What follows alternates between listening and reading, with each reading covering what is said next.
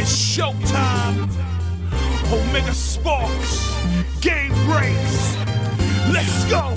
Face my fears and I deal with the facts. I power up, do whatever I lack. Watch me adapt, forget your stats. I'ma win in this match and make my name spread over the map. Watch me adapt, face my fears and I deal with the facts. I power up, do whatever I lack. Watch me adapt, forget your stats. I'ma win in this match and make my name spread over the map. Watch me adapt. Nerfs, buffs, and patches, glitches, lost files, no saves and crashes. Not a video game, but this is what I passed in. Memories of enemies and past friends. I was born with handicaps and penalties, but had a simple plea. Now I could earn what was meant for me. No sympathy, I just learned to adapt. No cheat code or hack, I still lead the pack. Everybody told me that I wouldn't be it. Now I do incredible things they'll never forget. They said I never could win and the game was hard, but didn't know the tenacity that pumps in my heart. Walk a mile in my shoes, please. You're not able to. I've dealt with the darkest things and stayed a stable dude. I stand the pressure where others collapse. Just sit back and relax as I adapt. Face my fears and I deal with the facts. I power up, do whatever I lack. Watch me adapt, forget your stats. I'ma win in this match and make my name spread over the map. Watch me adapt, face my fears and I deal with the facts. I power up, do whatever I lack. Watch me adapt, forget your stats. I'ma win in this match and make my name spread over the map. Watch me adapt. I adapt like chameleons, trying to touch millions. Beat all my villains, dreams bust through the ceiling. Through the hardship and pain, I persevere. Used to be scared, now I just work the fear. You can't break me, I fought tooth and nail. On the path I'm on, I run my own trail. Yeah, I'm earning this.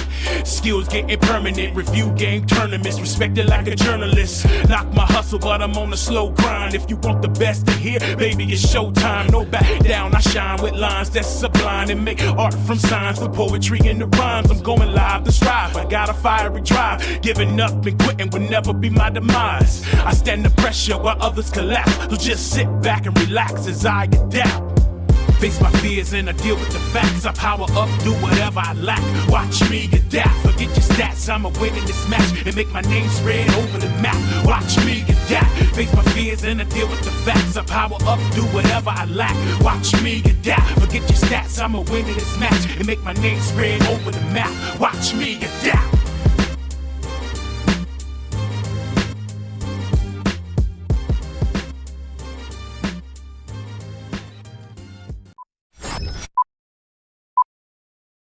It's showtime.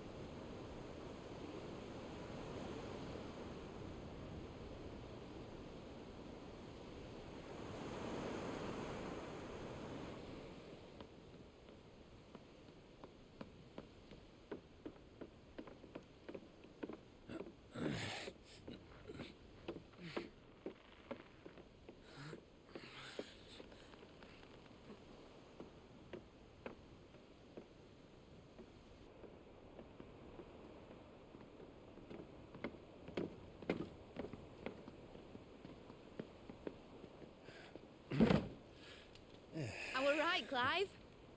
My dad had it all worked out. He'd be proud of you, Mid. His writings may have helped, but this achievement is all yours. Can we catch them? The Aina Yar's one of the largest, fastest vessels ever built. And it won't help she has the wind at her back. Any other ship would be hard-pressed to keep pace with her, let alone reel her in. But this isn't any other ship. This is the Enterprise! And the world's never seen anything like my dad's engine. It certainly hasn't.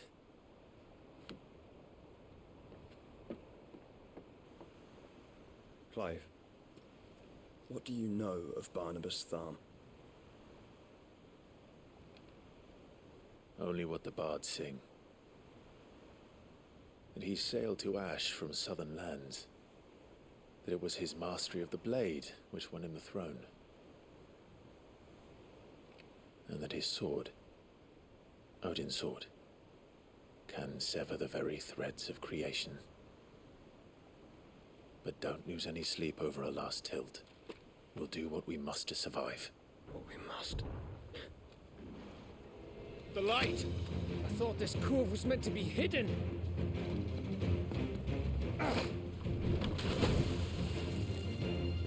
Mid! Company! Eh? We'll hold them off until the ship is ready. But hurry! Bollocks! All hands! Man your stations!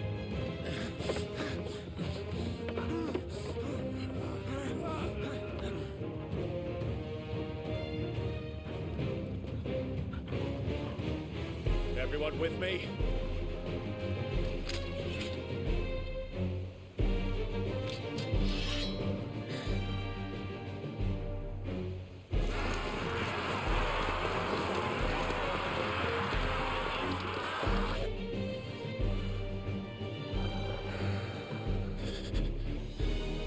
Here they come.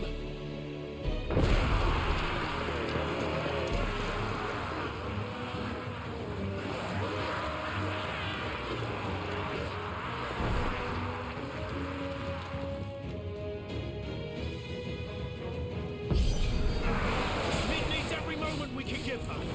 Behind me, Lord Rosfield. I'll take care of these fuckers. Behind you! I'll help you with an earthbreaking here. One struck fear into the heart of every man in the twins.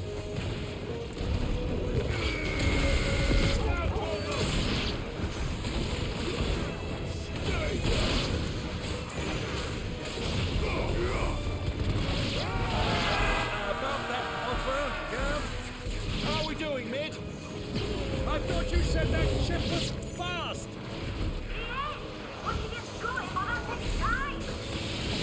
Unless you fancy giving them a push, you lay the old sack of jam. Old? I haven't felt this alive in 20 summers. Don't let the coffin, you curse. We're hell to pay and I'll stand your back going first.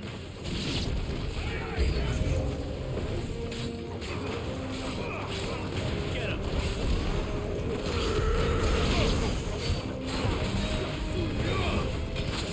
Over here. Attack. Kill.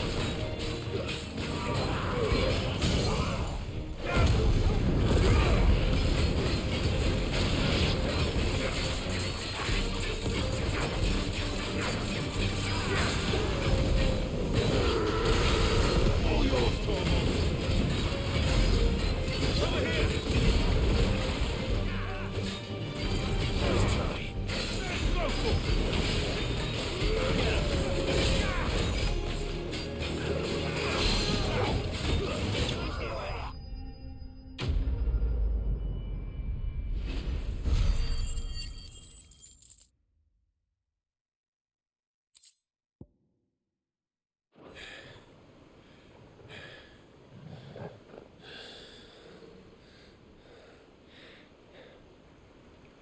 That was easy enough.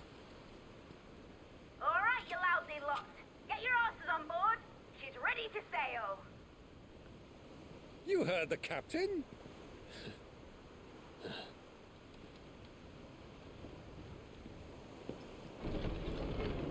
Clive.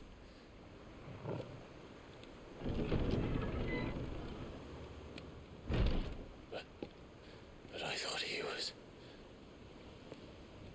Confounded. Then it is as I feared.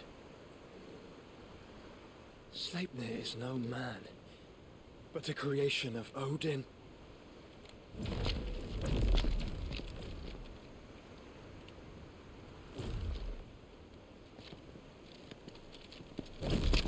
Phoenix's fiery fundament. Have you no normal enemies?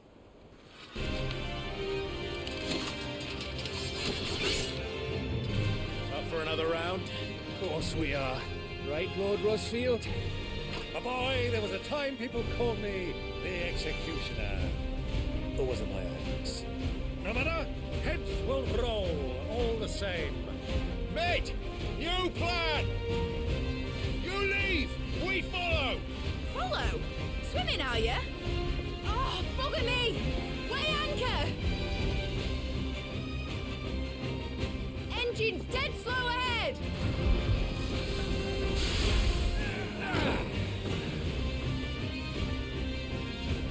Care, my friend.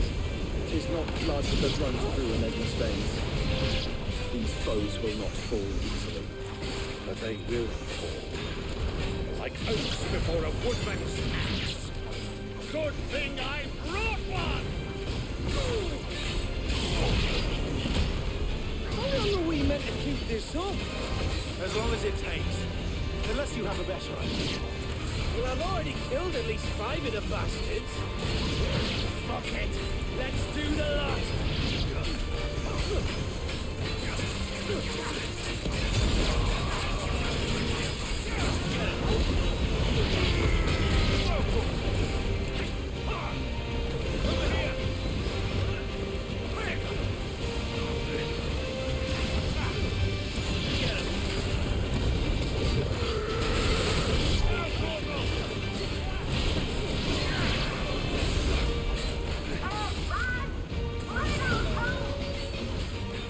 Should we make for the ship? Not yet. Wait for my signal.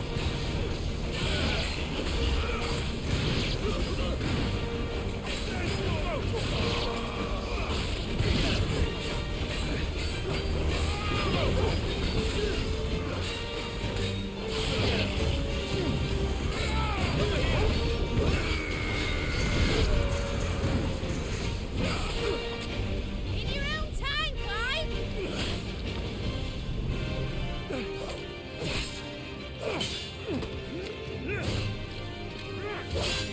Right.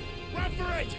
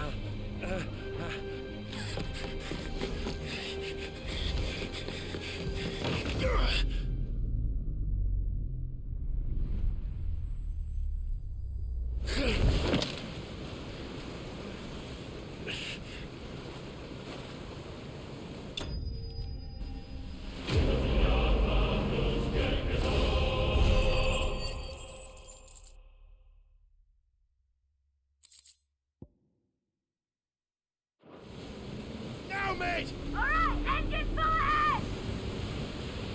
And hold on tight!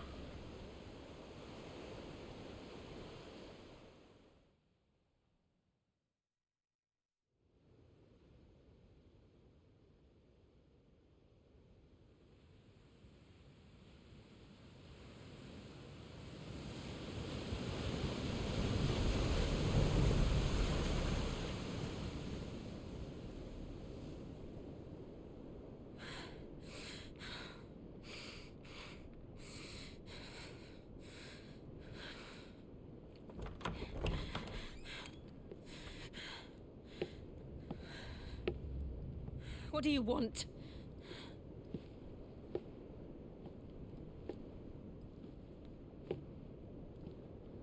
That's quite a mess you've made. And wholly unnecessary. You are my offering to Mythos. I would not see you damaged.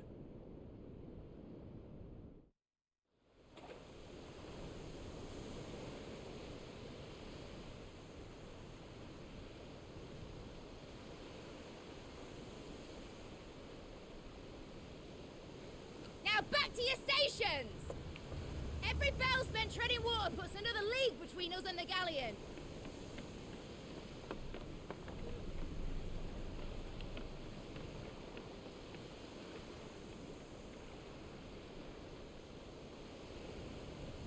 I don't suppose Mid has a spare engine?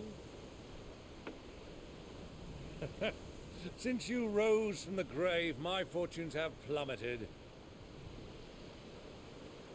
Are you absolutely certain of this quest of yours, Clive?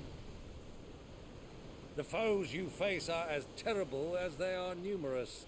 Aye. And they'd have us live and die on their terms, which should answer your question. Ha! You have that same stubborn look as your father did when he set his mind to something. On the battlefield, I am but a single axe. A deadly one, mind, but a single one nonetheless. Yet what you require is 1,000, and I believe my old friend in Brandalar can provide them.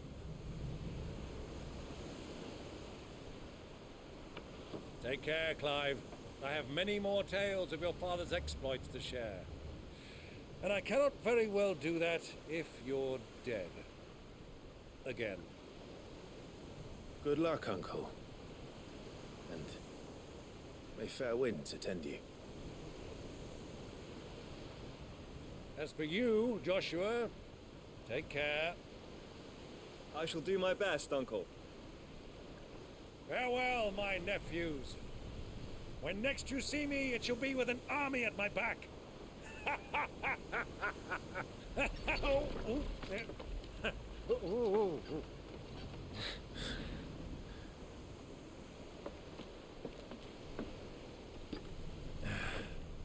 Cheerio!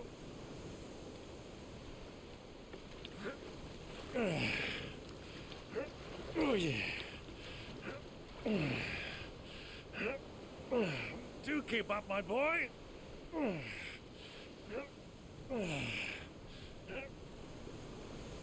Well, we can't have him showing us up now, can we? We would never hear the end of it.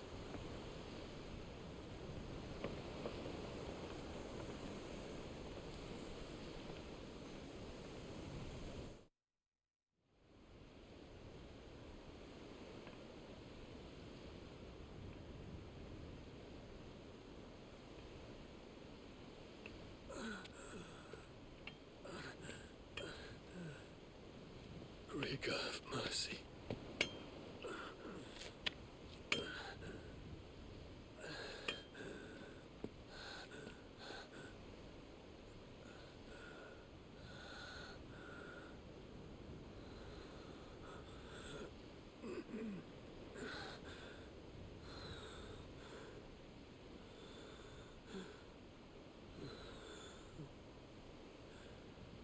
All this.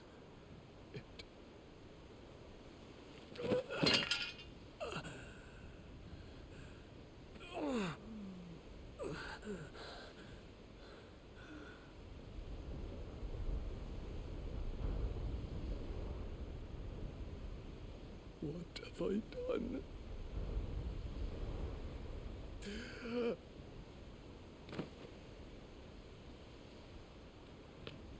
My lord.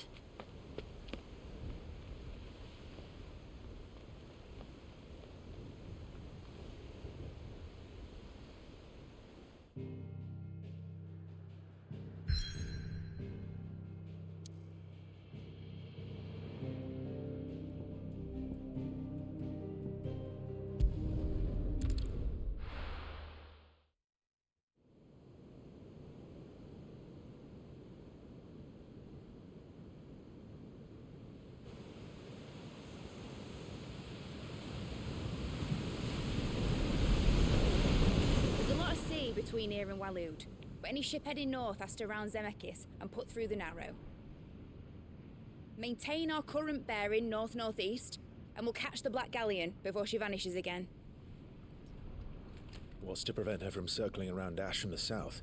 With these winds in those waters, it'd taken forever and a fortnight to reach Stonehere. Mid knows what she's talking about, Clive. Better than any of us lot, anyway. I say we do as she tells. Sails on the horizon. She's ours.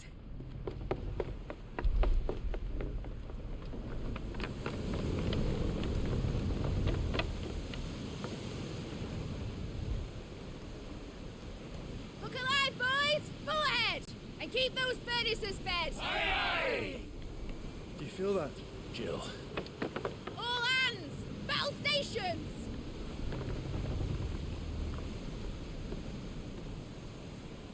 Let's see what this girl can do.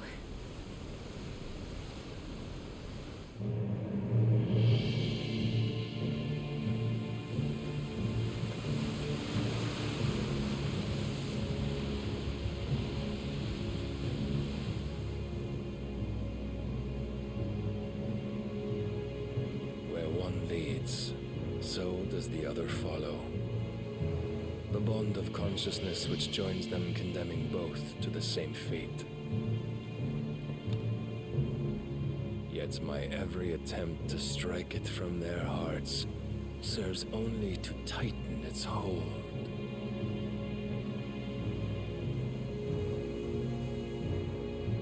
Fascinating.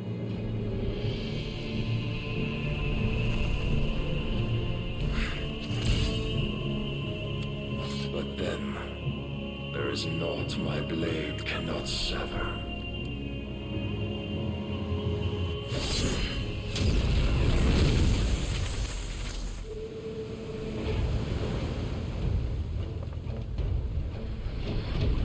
Great Gregor's gas!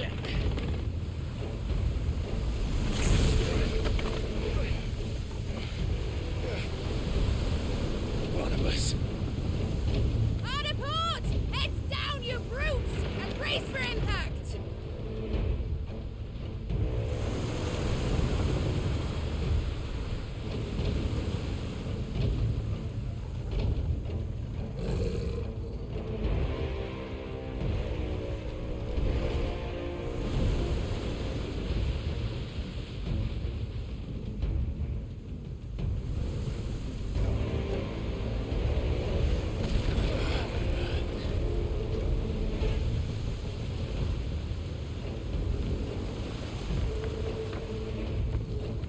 It's now or never.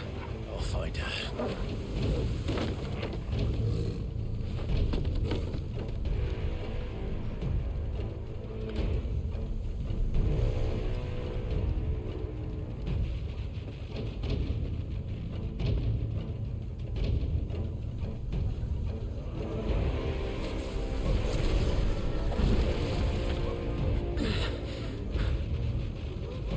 Bloody hell! How to stop it!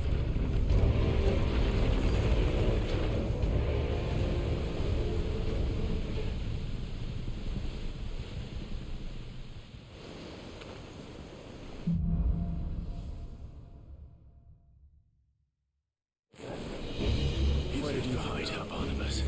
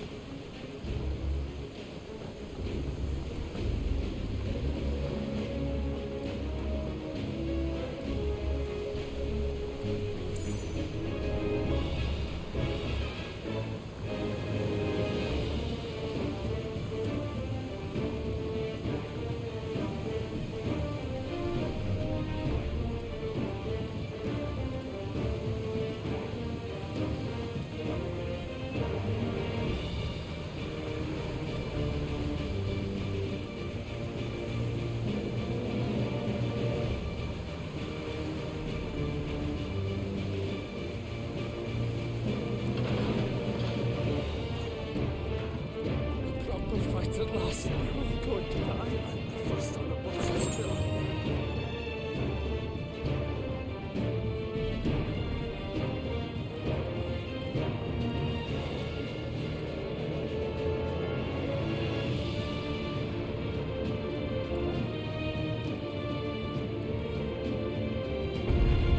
I need to hurry.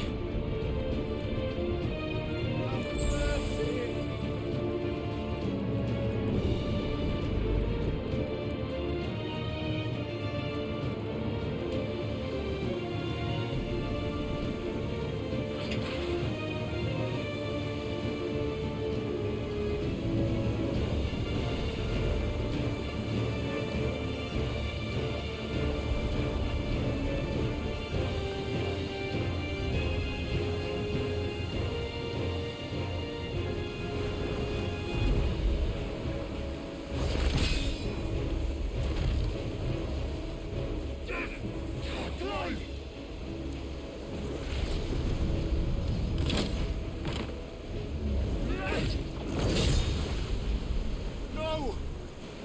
There he is! The king wants him alive! Hold on. I'm coming. For both of you. That's the shotgun!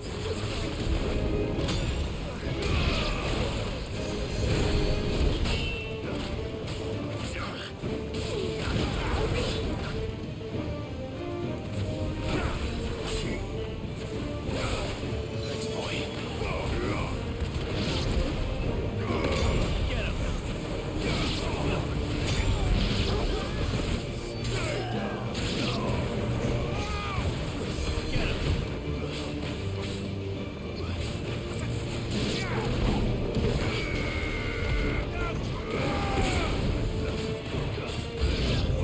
Throw to him! Who will steal the ship? Throw to him!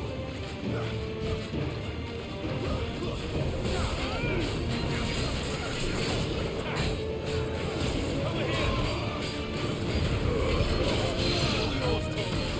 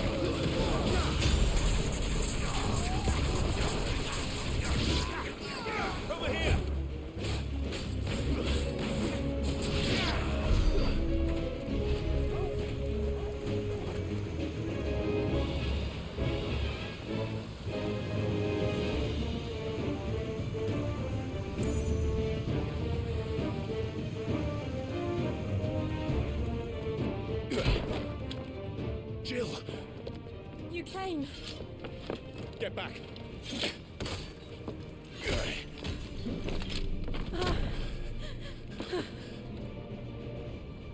Clive, how did you... I'll explain later. Hands.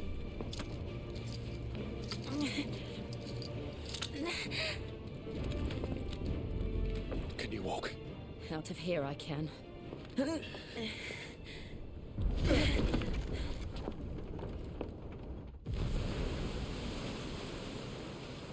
Stand still! Phoenix. Are you not the dominant of fire? I see naught before me but a guttering flame.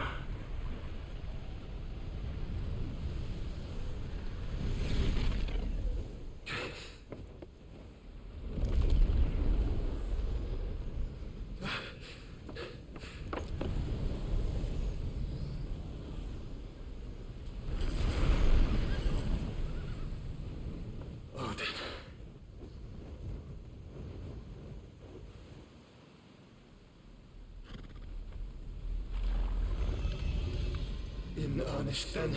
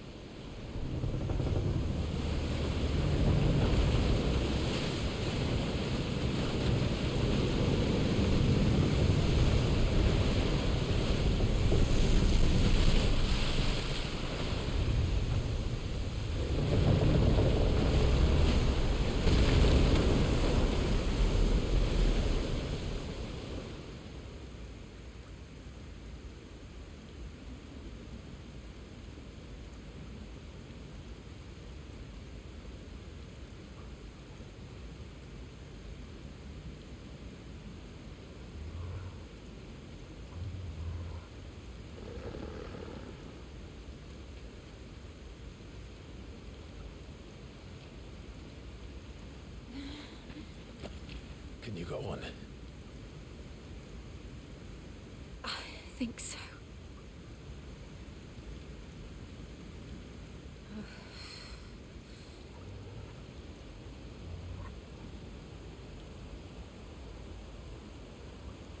But to where?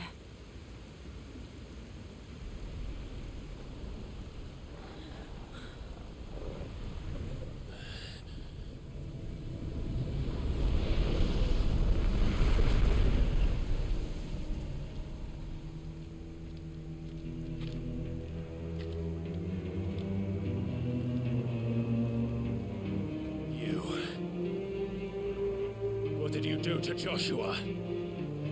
The Phoenix? Oh, I expect he will survive. This consciousness in which you coil your feeble souls is grown thick with desperation. And thus has my master turned to my blade.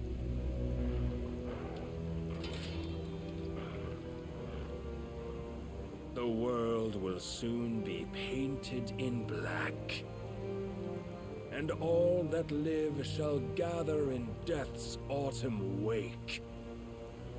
Not if we remove the cause of this misery. Not if we destroy the last of the Mother Crystals and restore balance to the world. Come, do you truly think it's so simple?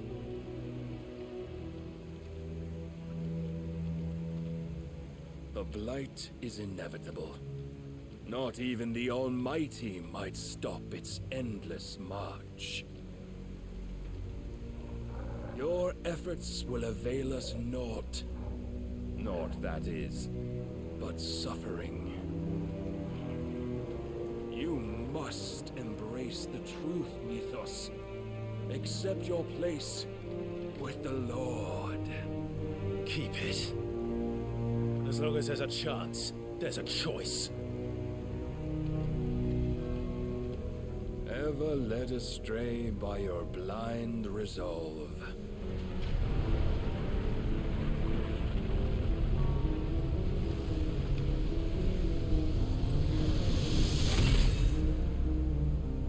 Now, it is time you learn the inevitability of your divine fate. However much it may hurt. Get as far away as you can. Clive, no. Trust me, Jill.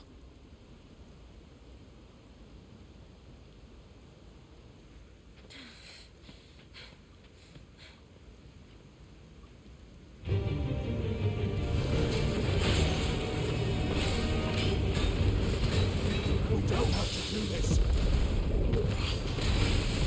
Oh, but we do. If only to remind you of your duty.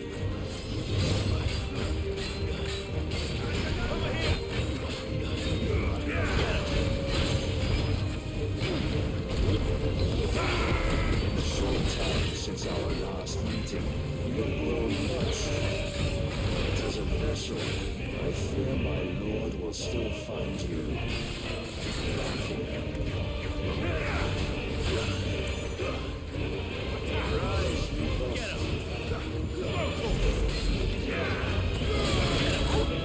All this fire and fury, for what? Stopping the blood is enough. If reason cannot sway me, there are ways of persuasion of might. Cast off your chains.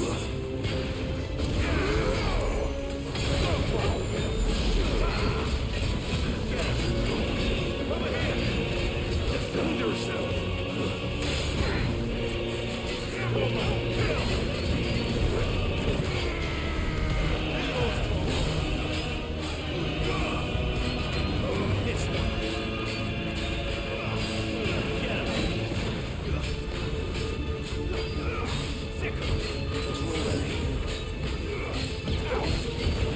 You will assume the mantle you've been given.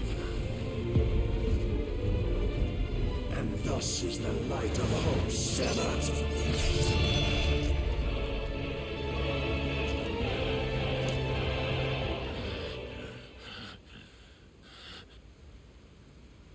You would yield so soon. Never. Clive!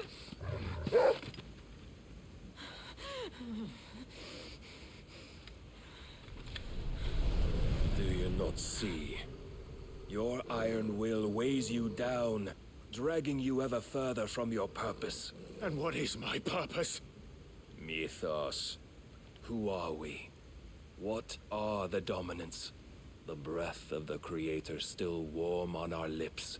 We carry his light that we might guide the masses in his name.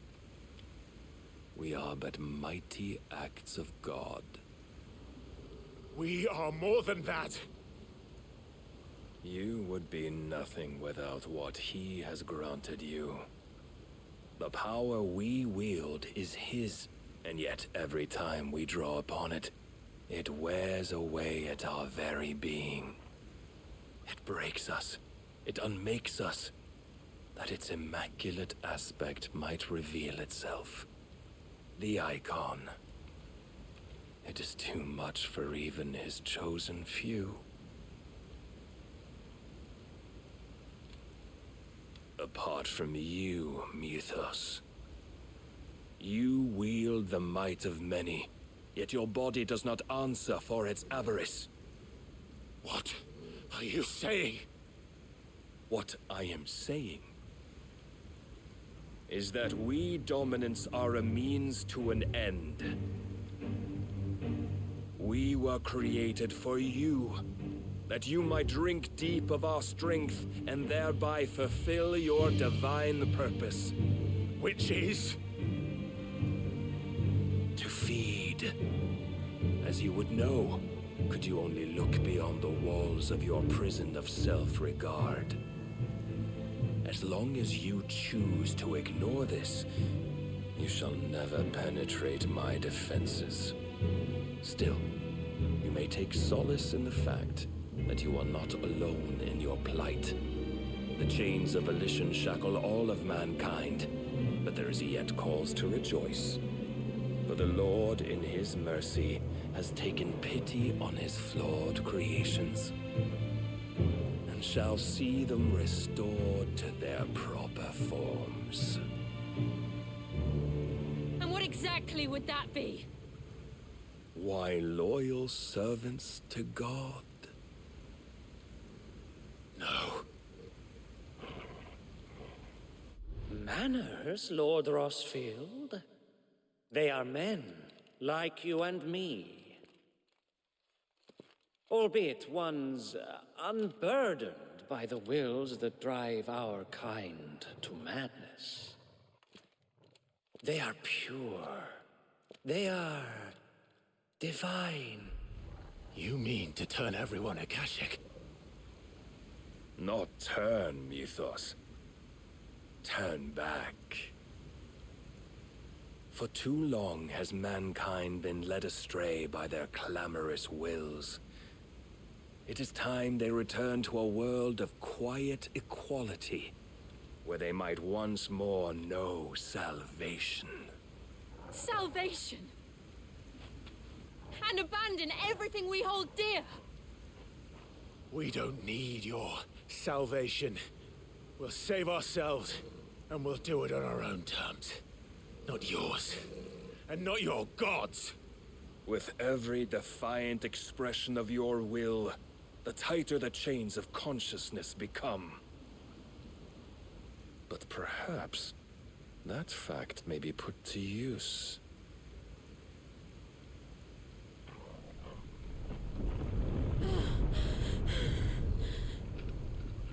Clive! The faster it binds you to the remaining dominance, the stronger your hunger will become. Until it leads you back to the only answer there ever was. Mayhap not by the path my master intended, but back all the same.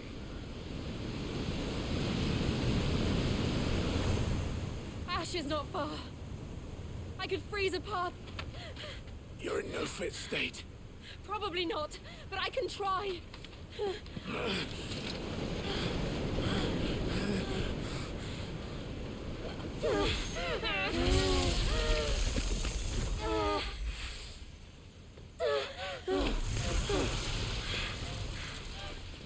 Don't look back!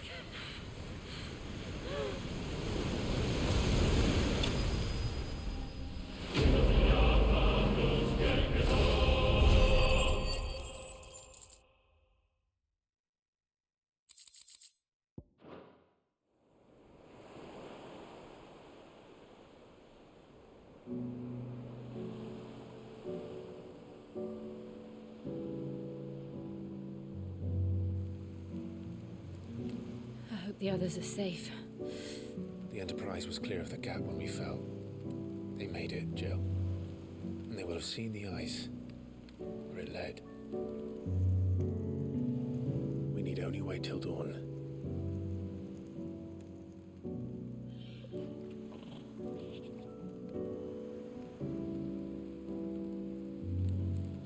This is the second time Barnabas has bested me. I'm powerless against him.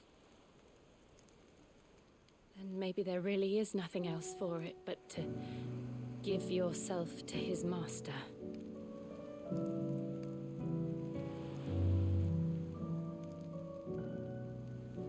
Only you won't do that. The Clive I know would never do that. So you believe? But do you really know me? If what Barnabas said was true, then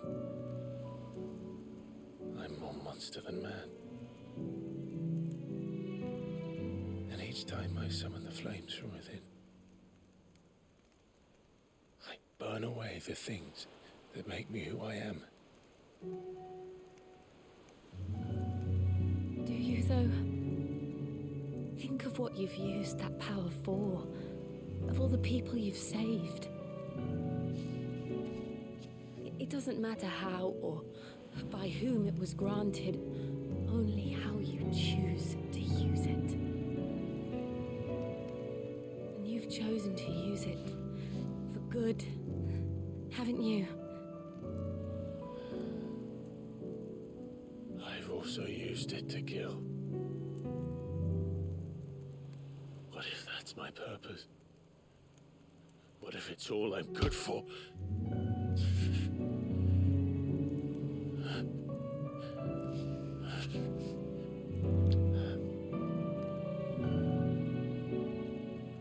You're still that same boy I grew up with.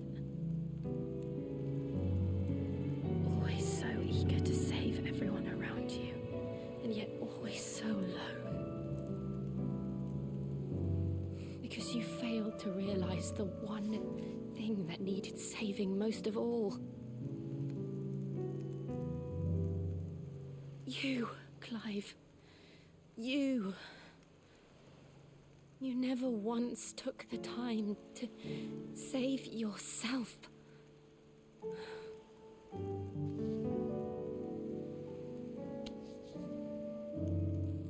Myself. I think I might be beyond saving. No one is beyond saving, provided they want to be saved. You fight to survive. And you survive so that you may protect those you love. It's what you do. What you've always done.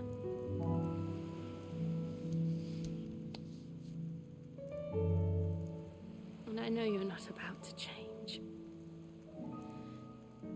So I'm going to help you. To give you what you need to protect us all.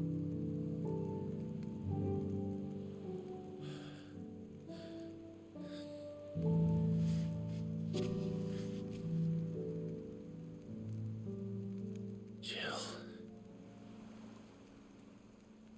Are you sure?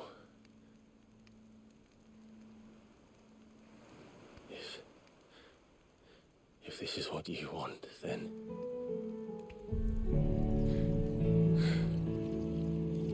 Don't worry, Clive. It is.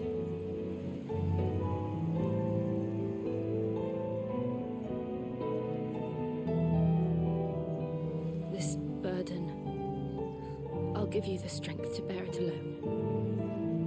But I'm not alone. These burdens I carry, my sins, my pain, my sorrow, I see now that they are all a part of me.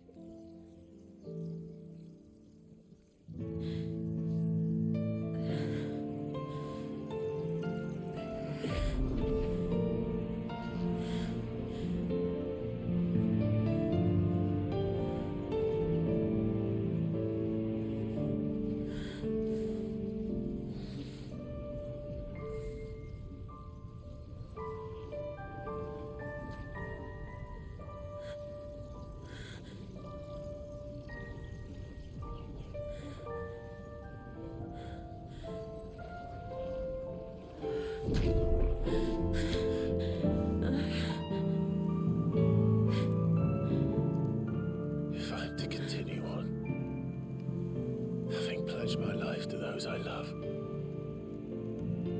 then I will gladly bear your burdens too, until my last breath. Clive.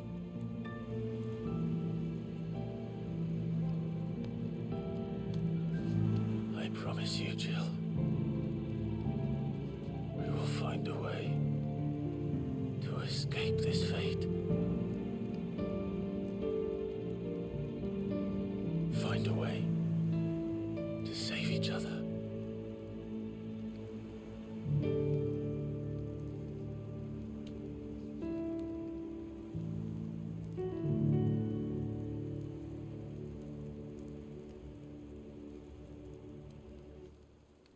that we might one day look upon the moon again, together.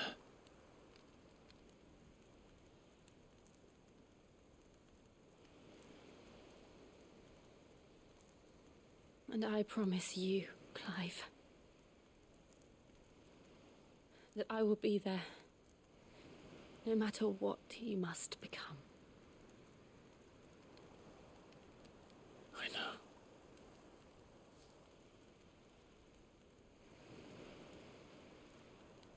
I never thought a smile could bring me so much joy.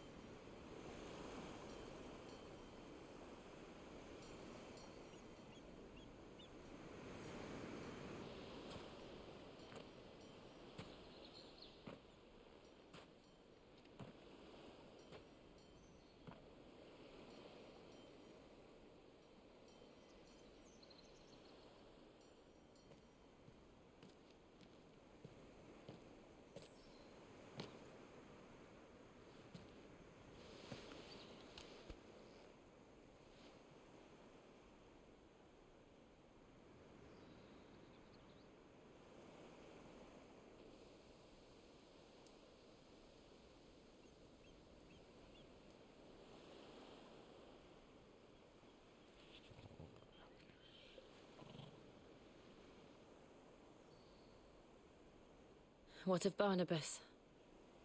Do we pursue him? No. Our paths will cross again soon enough. Whether we like it or not. Besides, there is something we must do first.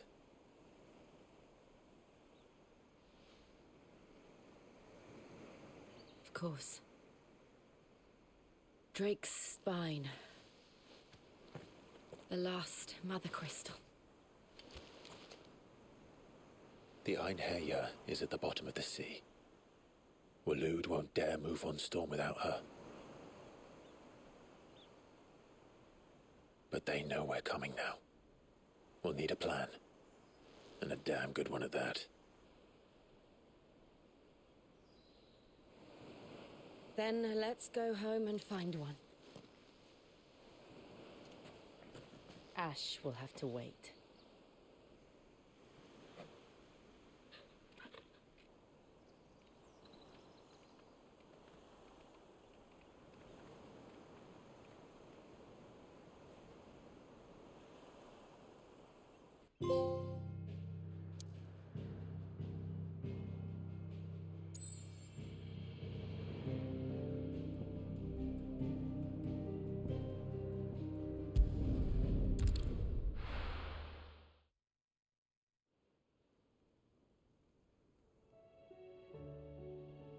Mid says Odin split the sea in two. She's always been partial to a tall tale. But there's tall, and then there's tall.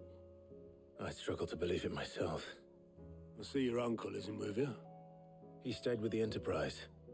After our brush with the Einherjar, she was in urgent need of repair. And my uncle knows a shipwright in Randalar. We're to join him there when we're ready to sail for Ash. You sure that's wise? Last I heard, the place was still overrun with Akashic. Show me a city where that isn't true. Ultima's plague is spreading. We're running out of time, aren't we? We've done our best to shore up their hideaway. But I doubt a few planks will stop what's coming. Still, we'll keep at it. Every little helps, I suppose. Let's hope so.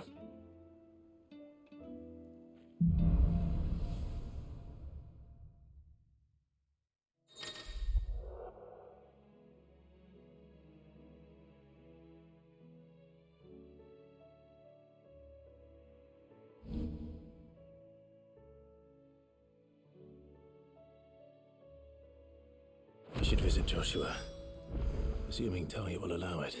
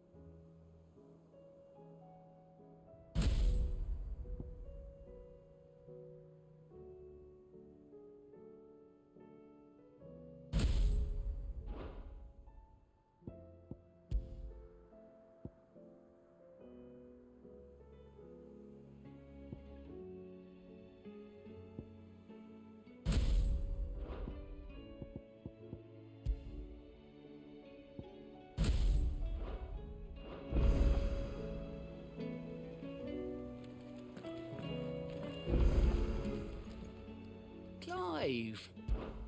Anything catch your eye?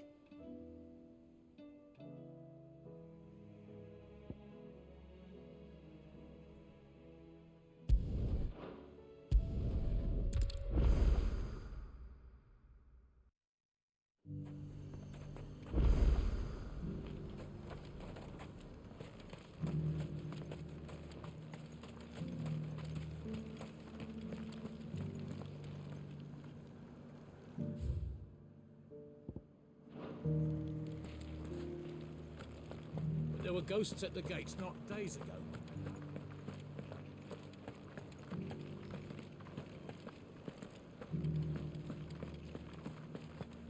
Those things I said before about not being able to fight.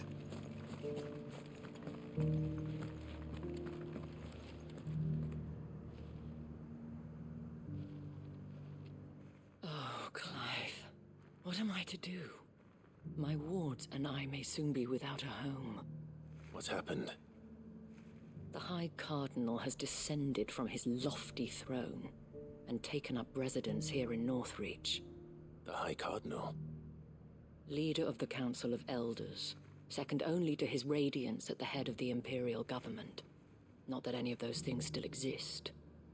Now he goes by his noble title, the Duke of Oriflamme. And what does he want with Northreach? He wants to transform it into a military stronghold, a foundation upon which to build a new Sambrec. He's already secured the support of the various army remnants, with promises that they shall be afforded the respect they deserve in his empire. One built on the confiscated property of the people. He would rob the populace to pay for it. Believe me, I have used every means of persuasion to discourage him from this folly. But for whatever reason, he will not listen to me. What does Captain Philippe make of this? When the town was under attack, it was him the soldiers rallied around. Couldn't he use that influence again? How? By speaking out against one of the most powerful men in Sambrec. A man whose stated aim is to revive the empire Philippe's comrades swore to serve, and to improve the soldiers' lot within it. The captain can offer them a regular supply of gruel, and an occasional trip to the Vale to help them forget the terrors they face each day. The Duke offers them a vision of strength and safety. No. Any attempt to incite mutiny would cost Philippe the support of his men, if it did not cost him his life. But given the mood around town, mutiny may yet be unavoidable. The people have little appetite for further deprivation, least of all when it serves only to elevate others. And who could blame them?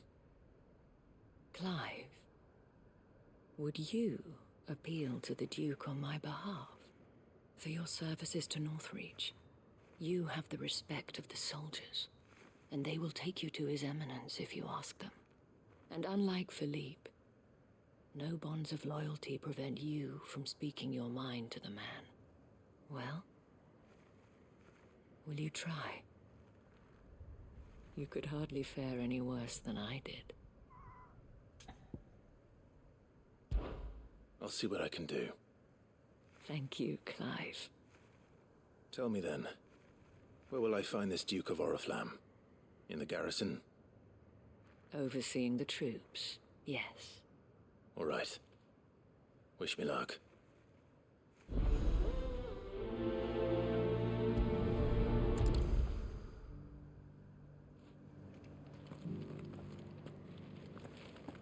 I may have met this Duke before, at the Remembrance Ceremony. Let's hope I didn't make a strong impression.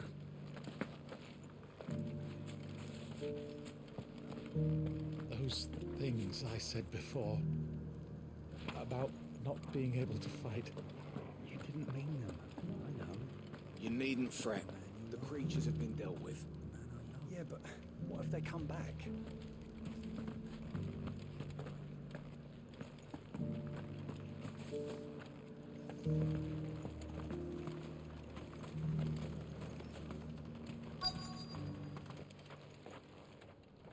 Halt! Oh, sorry about that. You're the dame's man, aren't you? You got some business with the captain? No, actually. With the Duke. I was hoping I might be able to speak with him. We're under orders not to let any civilians pass. But you should be all right. His Eminence has heard all about you and your heroics. Wait here. I'll go and ask.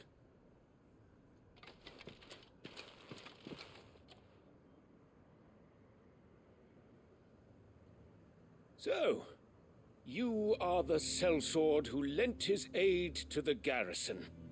The Empire owes you a debt, and I shall see it repaid.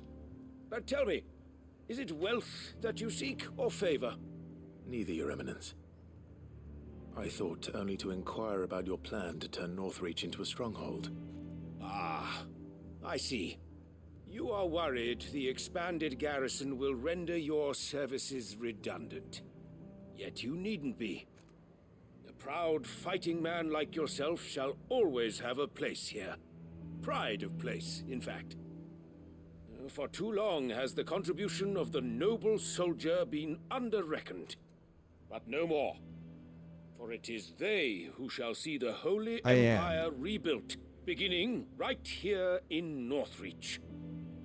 Why here, Your Eminence? The town has been fortunate enough to escape largely unscathed from the recent troubles. Her defenses are sound, and her garrison well prepared. Which is more than can be said for Oriflamme or Twinside. The Empire wants for a capital, and I believe Northreach to be the perfect place. With Caer Norvent as her citadel. Once we have seen to the refortification of both the town and the castle, we need only build a wall around both to create a city that would be the envy of the twins. Plans are already underway for the construction. Soon enough, these thralls shall learn that they are no match for the might of Sanbreque. I fear you underestimate how dangerous these creatures are, Your Eminence. Should they return in force, you will need all the people of Northreach to come together in defense of the town. Something they may be loath to do if they've been deprived of their worldly goods. The people will do as their leaders command. If Sanbreque is to be rebuilt, she will require a functioning government. One whose authority is beyond question. That is why this levy is necessary. So that any man who wishes to join the army might do so and be fed, outfitted, and paid as befits a defender of the Empire. And yet there are those who persist in peddling the treasonous lie that I seek to steal from the people and drive them from their homes. I suspect they're afraid of losing what little they have left. Precisely.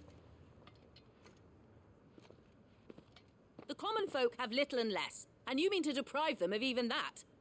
You would sow the seeds of your new empire in your own salted earth. Sabine, we have discussed this. Yes, and I told you then how putting the empire before her citizens would lead only to revolt. Without an empire, there are no citizens. And in yours, there will be only beggars. Is that what Griga wills for her people? Do not take her name in vain, Sabine. I'll come back later. The citizens revolt. I wonder what the people really think of the Duke's plan.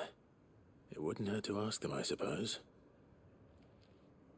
Let's begin with those on the other side of the wall. Sabine, you are embarrassing me.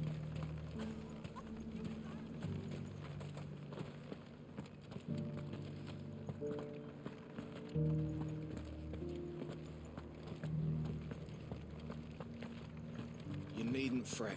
The creatures have been dealt with.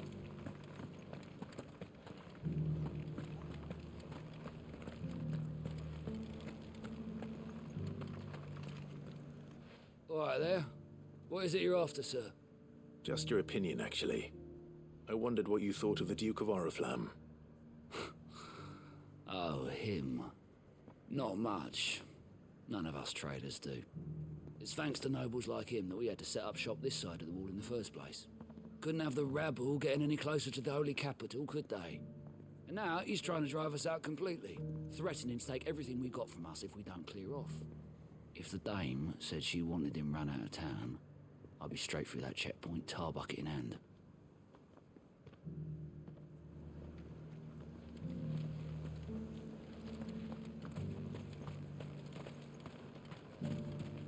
I got peppers to numb your tongue and put fire in your belly. I've been hearing a lot of talk about a certain duke. Nothing good, I'll wager. Going around acting like he owns the place. And with hardly a word to the dame. This is her town, not his. I take it you'd rather she was in charge.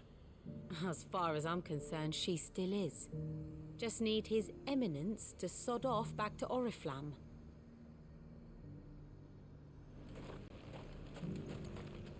Nothing like a little unrest to fill the coffin, eh? Let the dame hear you say that.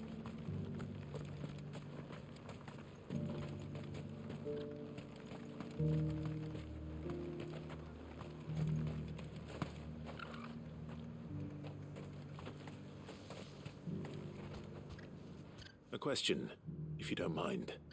What do you think of the Duke of Oriflamme? Don't get me started. You build a life for yourself somewhere, only for some noble to turn up and tell you you've got to hand it all over to him.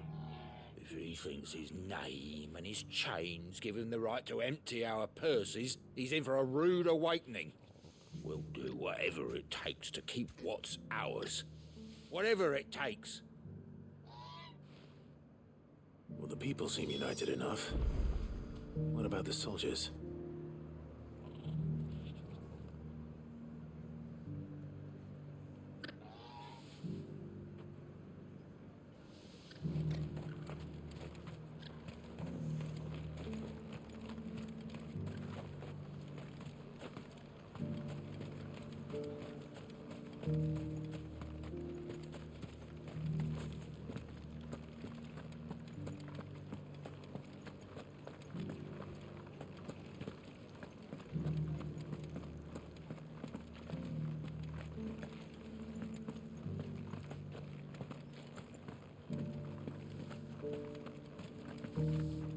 Excuse me, do you have a moment?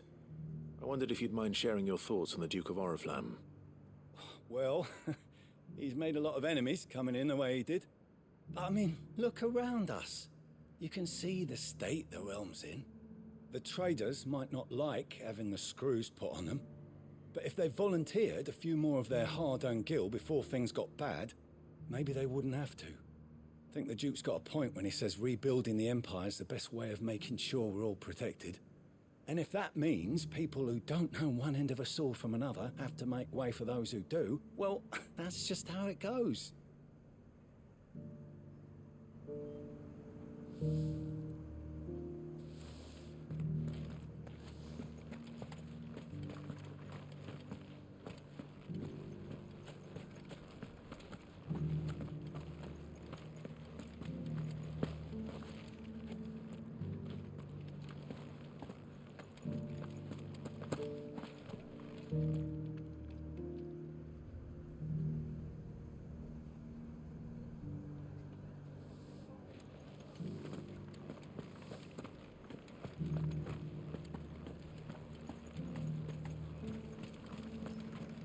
As long as you remain, the Veil will see to your needs.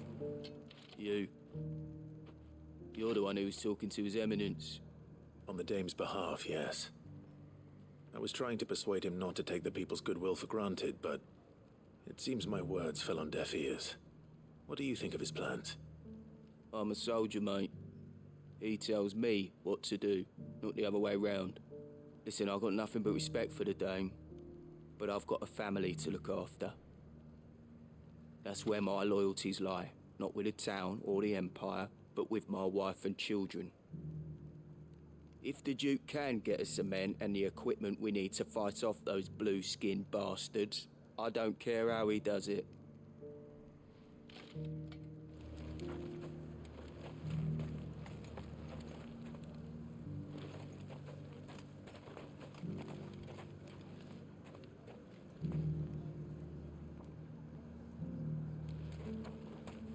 Sabine. You are embarrassing me. You're embarrassing yourself.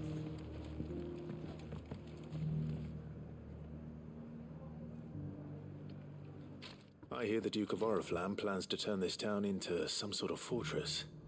Do you think that's a good idea? It's not for me to say.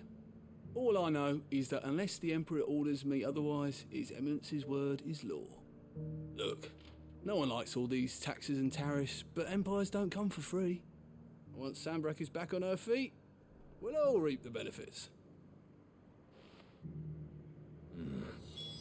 Let's see what Philippe makes of all this.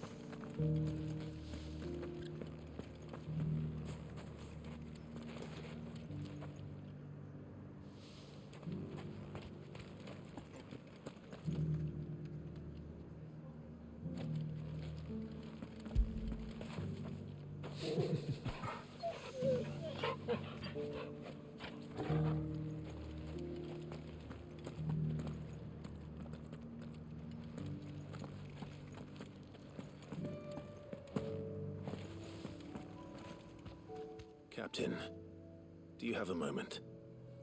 For you? Certainly. Clive, wasn't it? Thank you for last time. How can I help you? I wanted to ask you about the Duke of Oriflamme. Do you intend to go along with his plan? But to tell you the truth, I'm in two minds. It's my sworn duty as a captain of the Imperial Army to obey his orders. But I can't say I agree with him. Philippe, I remember you saying that you became a soldier to protect the people you loved. The Dame included. That's right, I did. Well, she doesn't agree with the Duke's orders either. She thinks they could tear Northreach apart.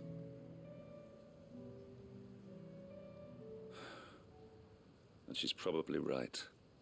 Thank you, Clive. I know what I need to do now. Protecting the people I love is what matters. Doesn't matter how. Well, duty calls, so I better go. Thanks again.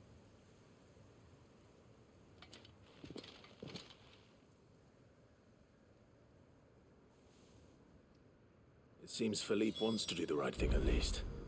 I expect Isabel will be pleased to hear that, if nothing else.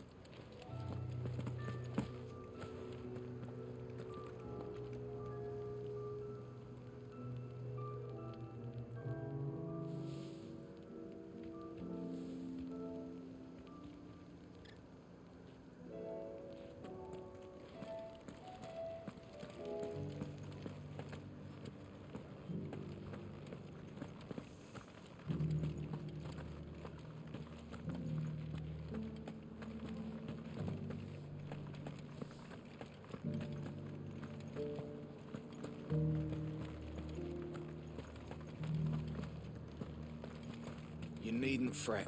The creatures have been dealt with.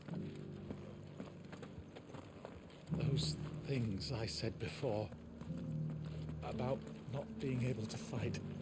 You didn't mean them. I know. That's not the man you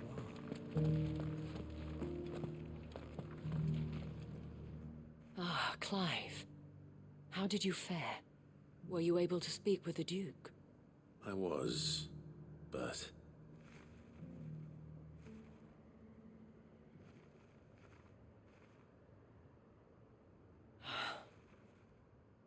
So Northreach is to be a fortress after all. Well, it will certainly help to hold back the thralls. There's no denying that. Though I doubt it will come as much consolation to the townspeople whose worldly goods are confiscated to pay for it. They deserve to be heard, Clive. To have a say in this new empire the Duke means to build. Sadly, His Eminence values their obedience more than their opinions, and hopes to reassert the authority of the state. I fear he sees the people as mere pawns on his chessboard to be sacrificed for the greater good. Needless to say, they themselves are of a different opinion, and would rather their destinies were in your hands. The soldiers, meanwhile, are content to follow their orders. And not just because of the Duke's rank, but because of his vision. I thought as much. Had I sworn to protect Sambrek, I dare say I too would want nothing more than to see it rise from the ashes. Thank you for trying. But the battle is lost. I don't know about that. What happened to your uniform? I handed it in, along with my resignation. Told the lads I wished them well, but that I owe it to those I love to call it a day. But why? Because I realize what really matters to me. Not following some nobleman's orders for the sake of it, but protecting what I care about. Protecting Northreach. I honestly don't know when those monsters will return, but I'm certain they're not finished with us yet. And when they do come back, we need to be ready for them. We need to stand together, all of us. And with you to lead us, milady, I reckon we can do it. It was you who finally convinced me, Clive. There's no point following orders if they go against everything you believe. Indeed. All of us, standing together. That has always been Northreach's best hope, and one which still lies within our grasp. We have only to turn our attentions to the true enemy. Thank you, Philippe, for showing me what I must do. Anything for you, milady. Speaking of standing together, would you mind if I borrowed a few of the lads from the Vale to help keep watch around the town? I fear His Eminence has loftier tasks in mind for the guard. Not at all. Be my guest. Wouldn't be the first time.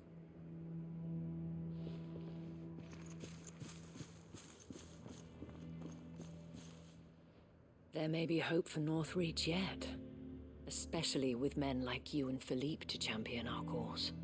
I, for my part, shall continue to work upon the Duke, in the stubborn belief that I might still tempt him into joining hands. But I suspect I shall have to call upon your aid again. Until then, Clive. Until then.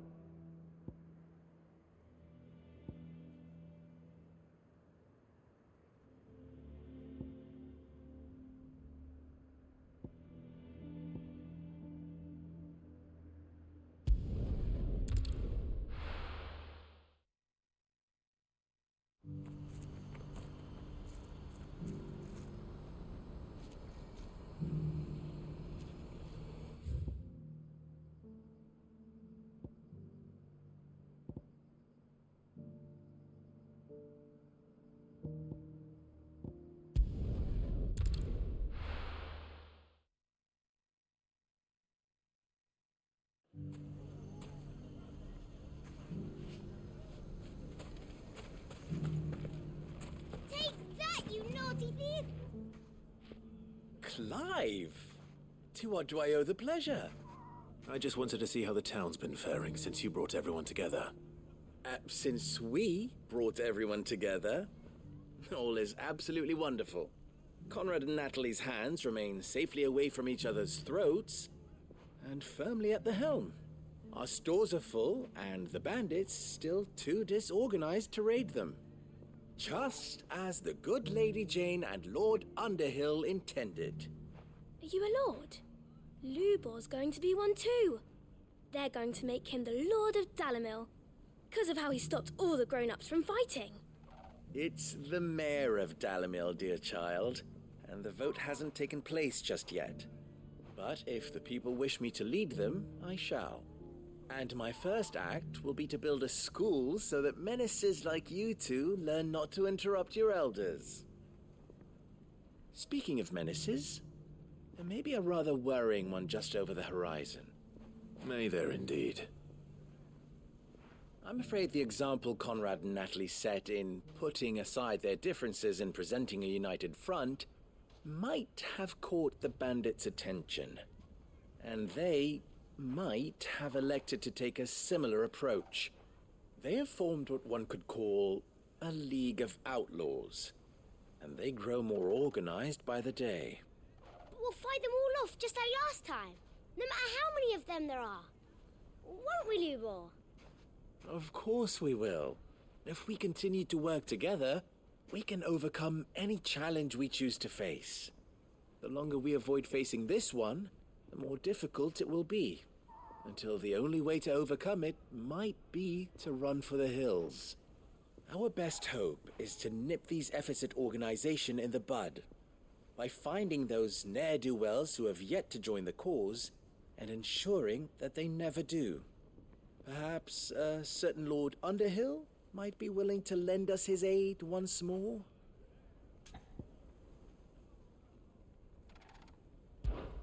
How could I refuse? Thank you, my lord. Victor will fill you in on the particulars. I have him stationed by the desert gate, receiving and collating reports from my scouts. Such an amenable soul. He reminds me of you. I'll go and speak with him.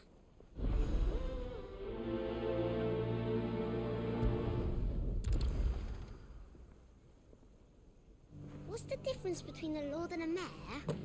That's easy. A League of Outlaws. Sounds like we have some competition.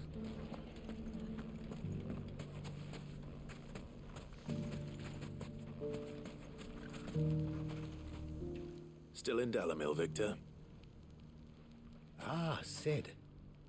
I thought you'd have returned to Cosnis by now. I did. Then I came back. I've developed something of a fondness for the place. And having worked so hard to see it saved from one fate, it would seem remiss to abandon it to another. A sentiment Master Lubor certainly isn't shy about exploiting. Hence my doing his bidding yet again. You're not the only one. What does he want you to do? He asked for my aid in putting down the bandits. And he said that you might be able to help me find them. Then you've come at just the right time. I was on my way to speak with Conrad about how to organize our forces. There are more camps in the vicinity than we can safely strike at once. But we must strike together, and we must strike soon at as many camps as we can. We can't give this league of theirs time to rally its forces. All right. Which camp shall I take? There's one upriver. Just out there, across the dunes. Leave it with me.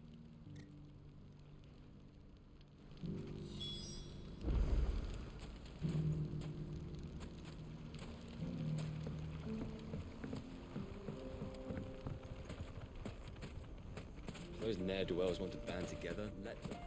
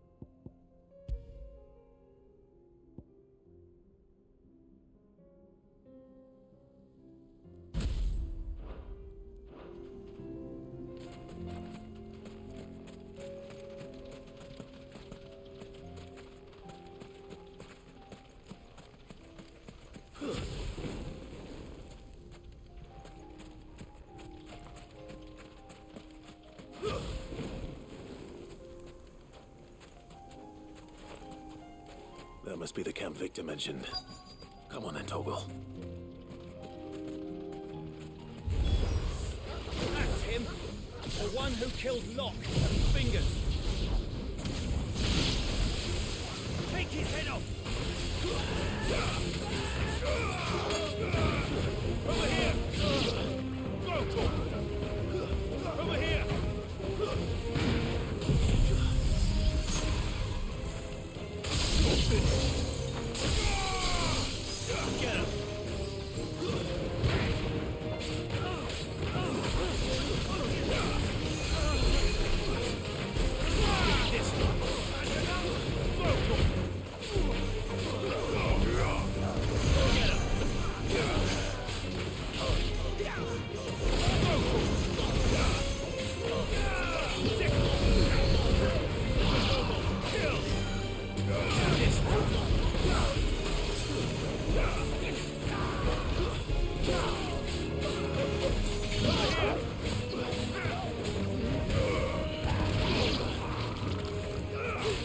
Get him!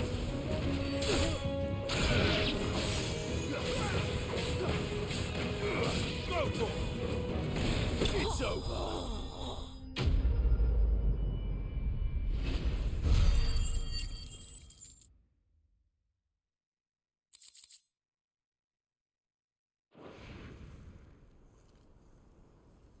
I'd better let Victor know. Sid, where are you? Ah, I see the bandits didn't pose you any trouble. No, but that's not why you're here, is it? No. Something's happened. We need you back in Dalimil. What is it? The whole town's in uproar. They're saying that Lubor is a bearer. What? Seems that one of our parties wasn't as thorough as they should have been. They let one of the bandits escape, and his escape route took him right through Dalimil. Some of the children spotted him, and he was about to silence them. And when Lubor felled him with a bolt of magic, and without a crystal. But that's not possible. It is, if he's a bearer and has been hiding it all these years, which is what people are saying. If he has, well, I wouldn't blame him. No man is branded by choice. Still, all those people see is a man who's lied to them all his life. One who has made a leader of himself when the world believed he should have been a slave. Fuck. I don't know where we go from here, but I know one thing. Lubor needs all the friends he can get right now. You're right.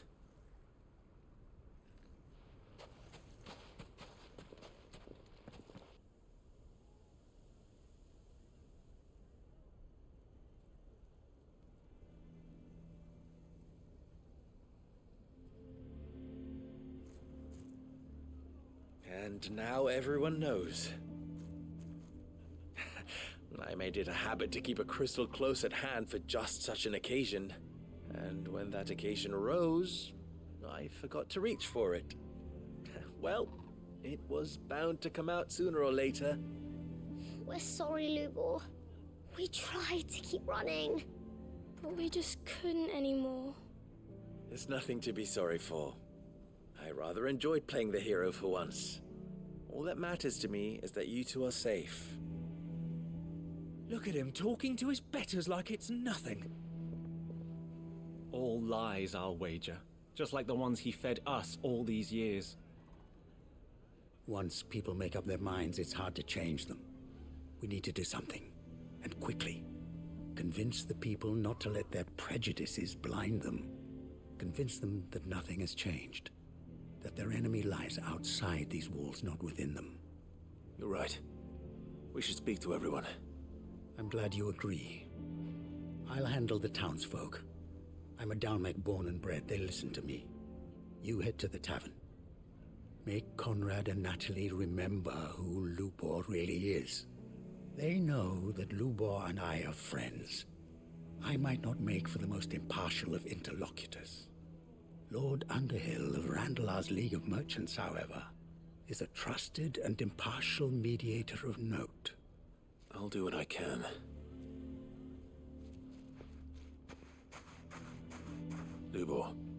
Stay here with the children. I can't promise anything, but we'll try. And that is all I can ask of you.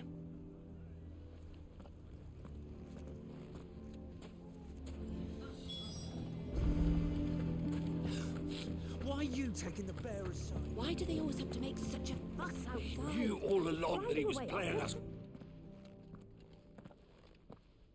Forgive me for disturbing you, but could I have a moment of your time? I've seen your face before. As have I. Lord Underhill, wasn't it? Of the League of Merchants. That's right. I wanted to speak to you about Lubor. The rumors that he's a bearer. All true, I'm afraid. He'll never be mayor now. Not if I have anything to do with it. But what of his wares? Bearer or no, his steel is highly valued throughout the Republic. In this at least, he's done the town a service. Might that not earn him a little leniency? Leniency? He pretended to be one of us when he was laughing behind our backs all the while. I'm sorry, my lord, but he lied to us. He lied to you. He cannot be trusted. So what do you propose? Will you drive him from his home? Close his forge? Perhaps. That is a question for the people of Dalimil, and they will thank you not to get involved.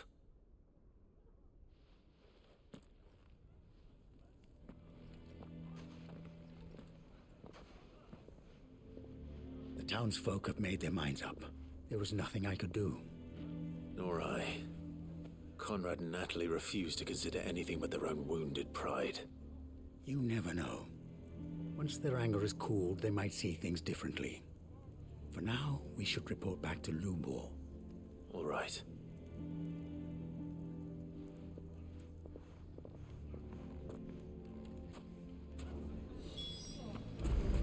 Why the hell would Victor take the bearers? For a sheriff. I assume the situation is hopeless? There's still hope. But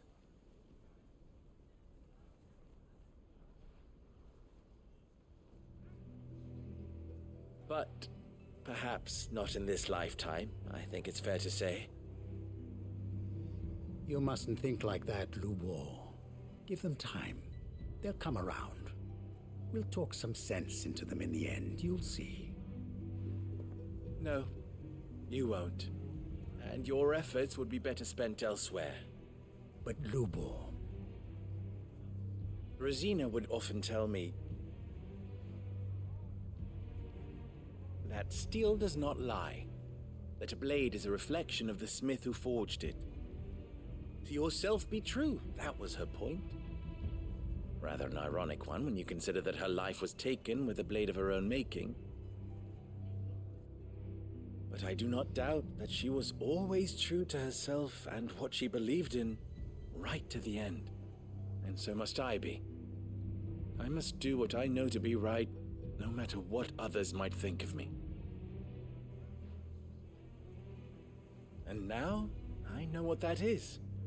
I must embrace my new role of villain so that the people of Dalimil have something to unite against. For only united can they hope to stand against the threat that awaits them. I'll need to make a suitably dramatic exit, of course. Don't go, Lubor. You're the only one who was ever kind to us. We'll be all alone. Again. Trust me, little ones. It is for the best that I go.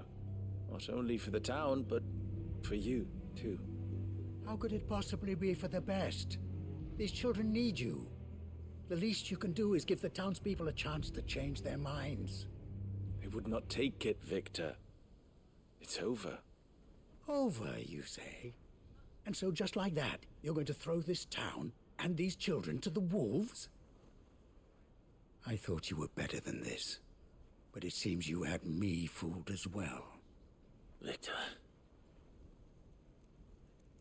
Forget it. Do what you will. You sure you're making the right choice, Lubor? Of those available to me, I believe it's the best one. Yes. Ah, but where are my manners? Here. A reward for clearing out that bandit camp. Right then. I have packing to do. If there's anything I can do. Anything. I'll bear it in mind. Thank you.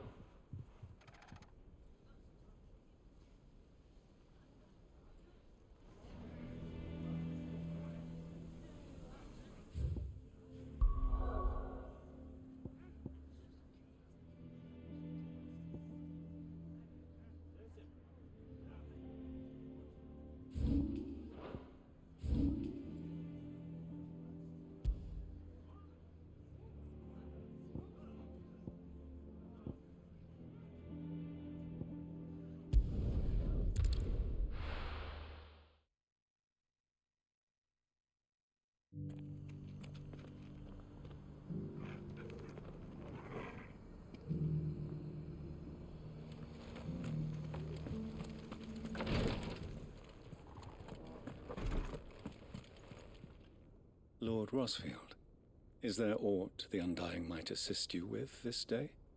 Perhaps.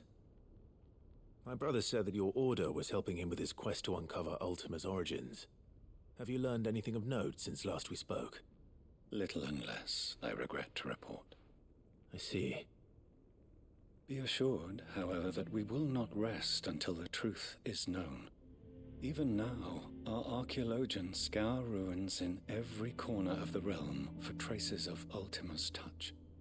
Fallen ruins, I take it. Dating back as far as Phoenix Gate. Indeed. Ultima's thralls are oft sighted among the remnants of the fallen civilization, as if protecting the secrets concealed within. Secrets we'd see unearthed. Should our methods be of interest, my lord, mayhap it would please you to observe some of our number at work. Would that be possible? Of course. A survey is being conducted not far from here. Perchance you are familiar with Kretov, a small hamlet built around a fallen airship. I was due to visit my colleagues there to collect their preliminary findings, but if you would consent to do so in my stead, I'm sure that they would be honored to relate any discoveries they have made to you directly. All right. I'll go and meet with them. They will be most gratified, I am sure. Might I suggest you take the road through Titan's Wake? It will lead you straight to the village after but a short walk. Thank you.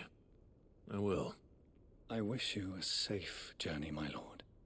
May the Firebird's flames burn ever in your heart.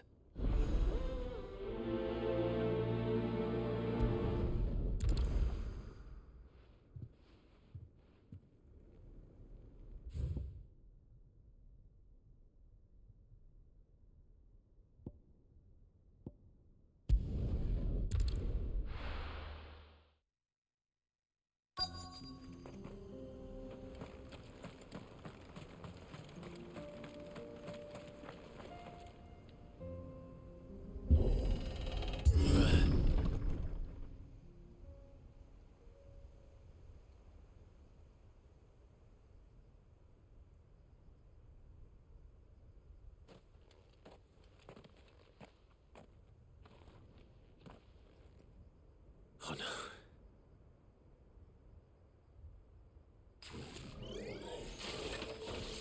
You'll pay for this.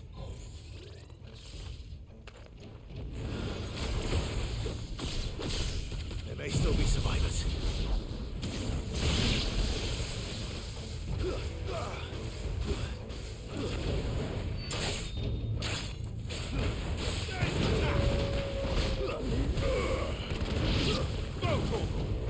This one.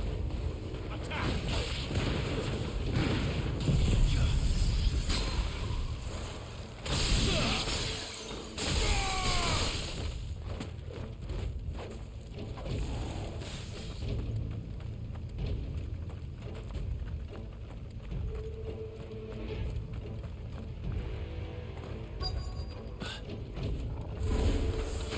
Whatever that thing is.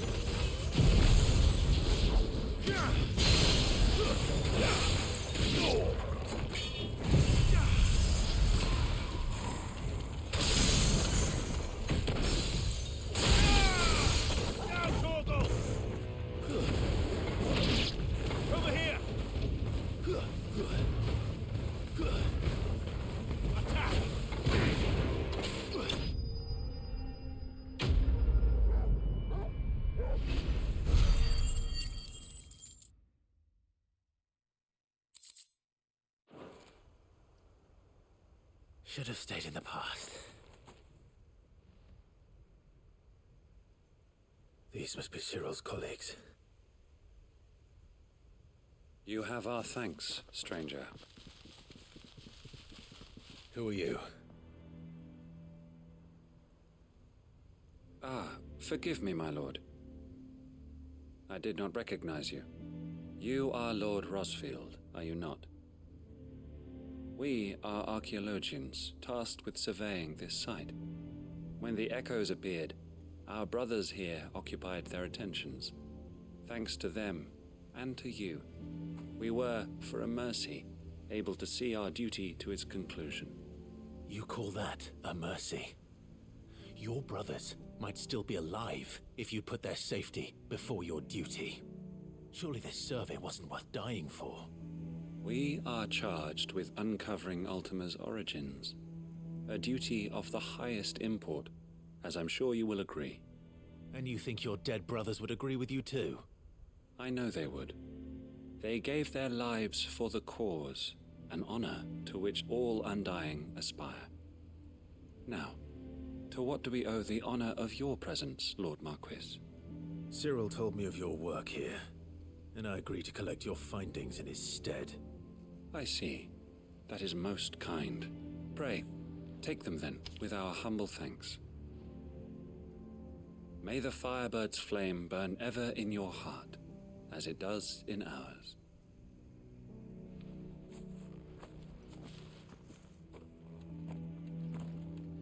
It's one thing to lay down your life for another, but for a survey... I suppose I'd better get this back to Cyril.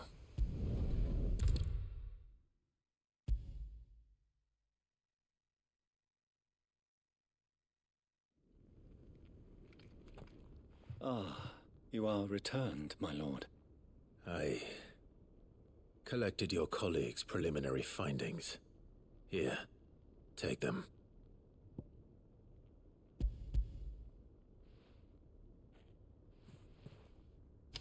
My thanks. I shall study them, and inform you forthwith if I discover aught that might aid you in your fight against Ultima. Cyril, your survey party suffered several losses in Kretov.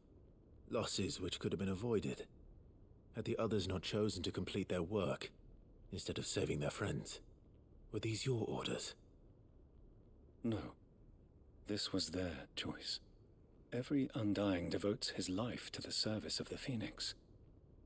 It is our sole duty, and should we die in discharging it, so be it. Even when death is avoidable. My lord, I fear that this is not a point over which it would be fruitful to argue. The Undying have served the Phoenix for countless generations, and your opinion of our methods, however earnest, is not like to change them. We live to serve the Phoenix. Our very order exists for that purpose, and that purpose alone. Cyril, I know that you and your brethren answer only to Joshua, but allow me to offer you a word of advice. It does not further the cause of the Phoenix to have his loyal followers surrender their lives without good reason. Provide your survey parties with an escort, that they might live to do their duty for years to come. Think not only of how you can serve the Phoenix, but how Joshua would want you to serve him. Please. For all our sakes. I thank you for your advice, my lord. If you will permit me to respond, our faith in his grace, Joshua Rosfield, is absolute, and we of the Undying will do what we believe is right to fulfill our duty unto him.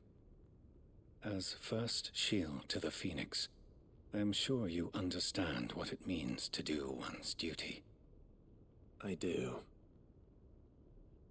Then we are of the same mind, and it is my hope that we may continue to do our duty together.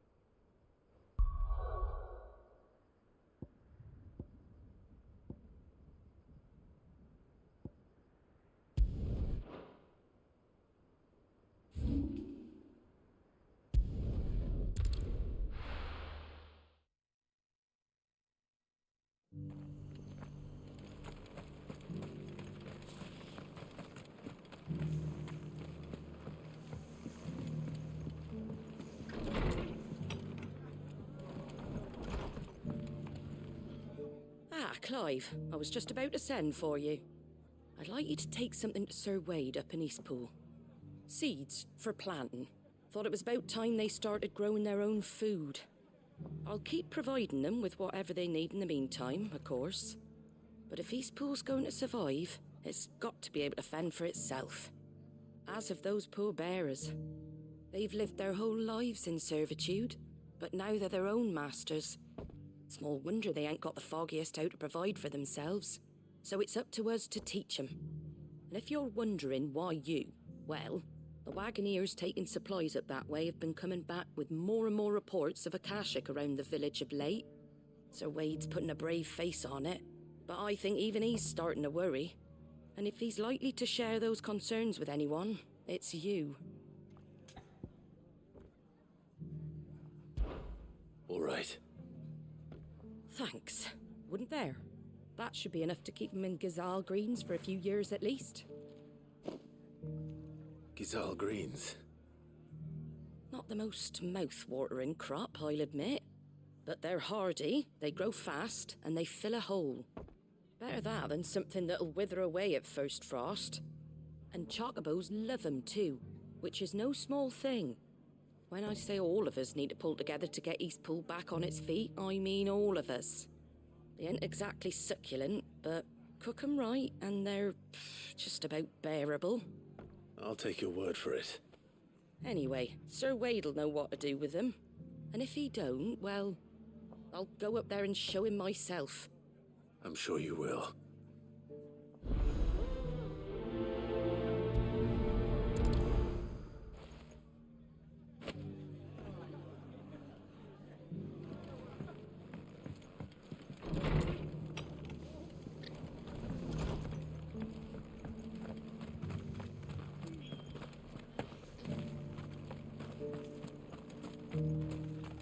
I'd build a barricade so sturdy, even a bandicoot.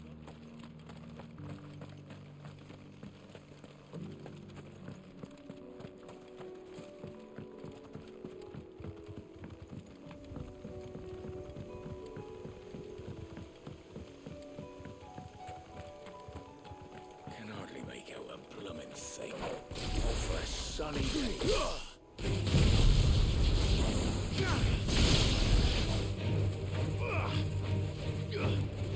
Get him! Attack! Attack! Get him!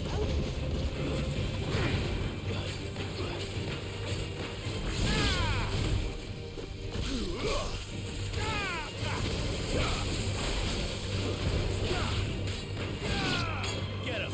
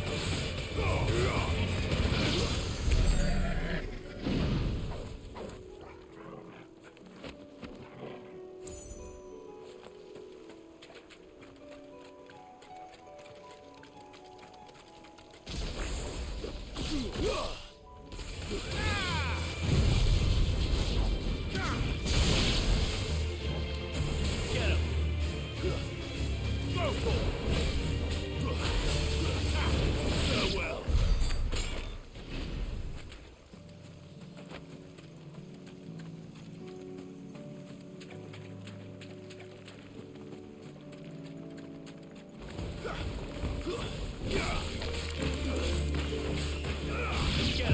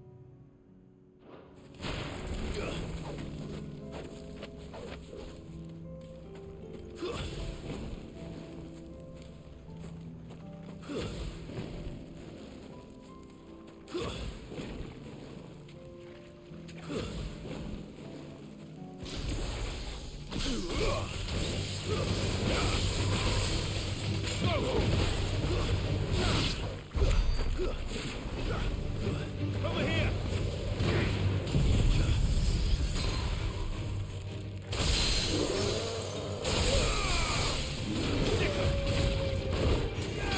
This one.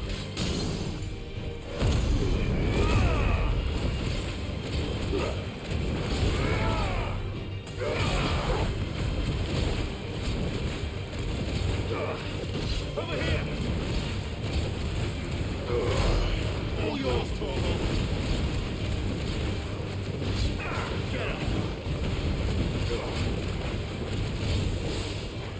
Another!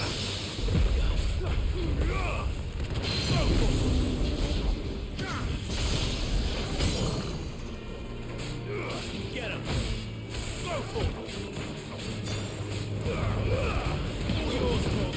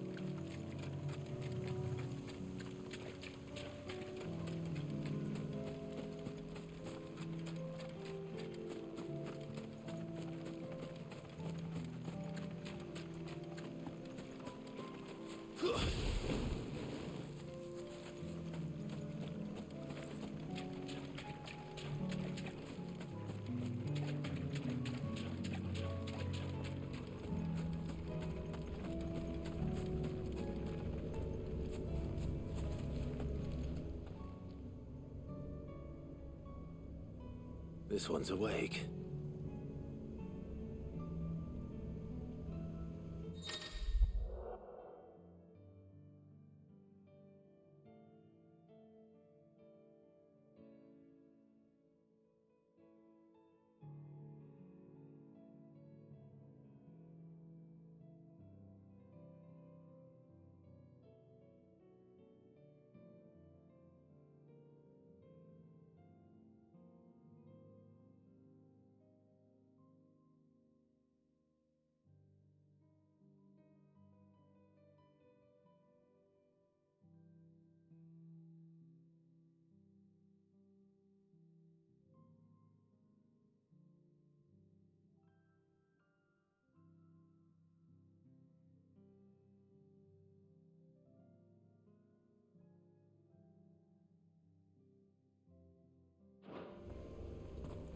Let's see what's inside.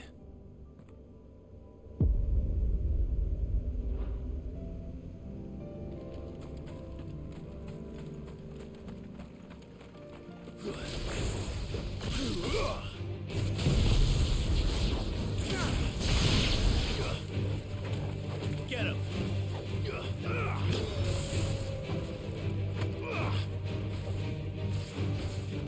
Get him!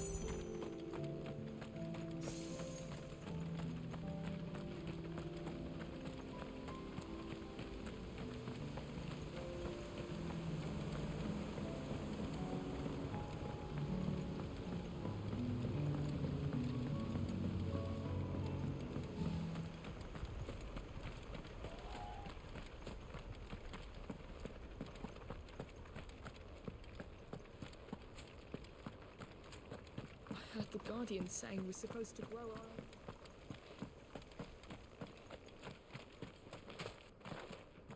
Ah, Lord Rossfield. What brings you to Eastpool? A delivery from Martha.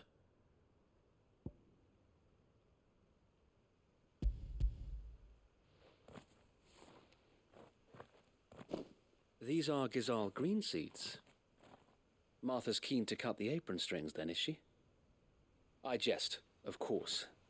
You see, I had thought we might be able to revive the old wheat fields, but they'd long since gone to seed, only without the seeds. Martha was hoping he might be able to show the bearers how to plant and tend these, so that they'll be able to fend for themselves. That's not a bad idea. These bearers had only recently escaped their bonds before we brought them here. They know little of freedom, of providing for themselves and their loved ones. Unless we teach them how to live like free men, I fear that all we have achieved in bringing them here is to exchange one master for another. Not that myself and the Guardians have been the best example to them so far, subsisting almost entirely on Martha's charity as we do. It's about time we all started to provide for ourselves, bearers and Guardians alike.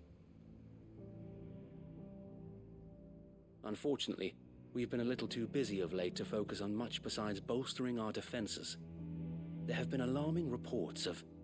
The Horde is closing in. They're coming, so wait, all of them. Damn it all, I thought we'd have more time. Gather the men in the square. Send to the rest for reinforcements. Yes, Sir Wade. The Horde. A Kashek, a veritable legion of them. They've been seen prowling around the northern reaches for a while now. We don't have the numbers to hold back a swarm that size. I had hoped to build a perimeter wall so that myself and the Guardians might be able to defend the village, but... Now you're out of time. Precisely. If reinforcements from the rest arrive before they do, we may just scrape through, but I fear that's rather an enormous if. What if you could call on reinforcements from Eastpool? You mean the bearers? We brought them here so they might live, not die, fighting for their lives. So wait. You said you lack men to defend the village. Are the bearers not men? Do they not wish to see Eastpool saved? Though they may not be trained soldiers like your Guardians. What help they are able to offer could still prove the difference between victory and defeat. You're right, my lord. I will appeal to them.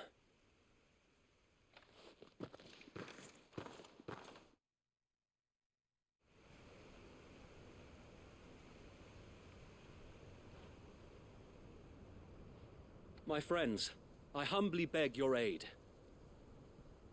We Guardians are few and our enemies many. But I swear we can defeat them with you at our side. You would send us to the slaughter, to serve as bait for those fiends so that you and your men might be spared. And to think we trusted you. Say what you will, a home is not worth dying for. But it is worth fighting for. Sir Wade fights to give you lot a chance. Just like I do. Just like Sid does. We all wanted to give you a home where you could be free. And you got one, didn't you? This place, Eastpool. This is your village. Your home. And if you don't fight to protect what's yours, you'll lose it. You know I'm right. This world wants to take everything from you. Everything. Your homes, your freedom, your very lives. So then, are you going to stand by and let that happen to you? Are you going to accept fate like good little Bran did and die, having never stood up for yourselves? Or will you fight like free men and women?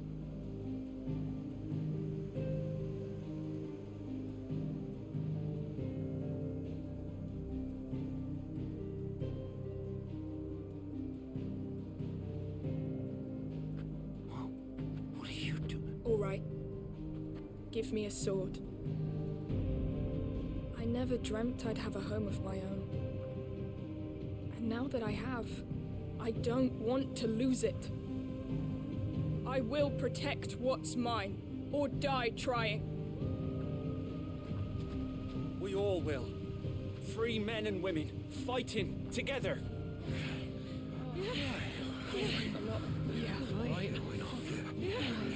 For Eastpool! For Eastpool!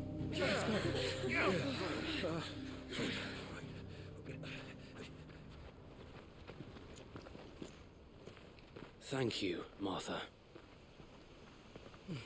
Don't mention it. Just promise me one thing.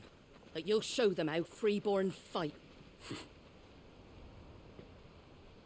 Gladly.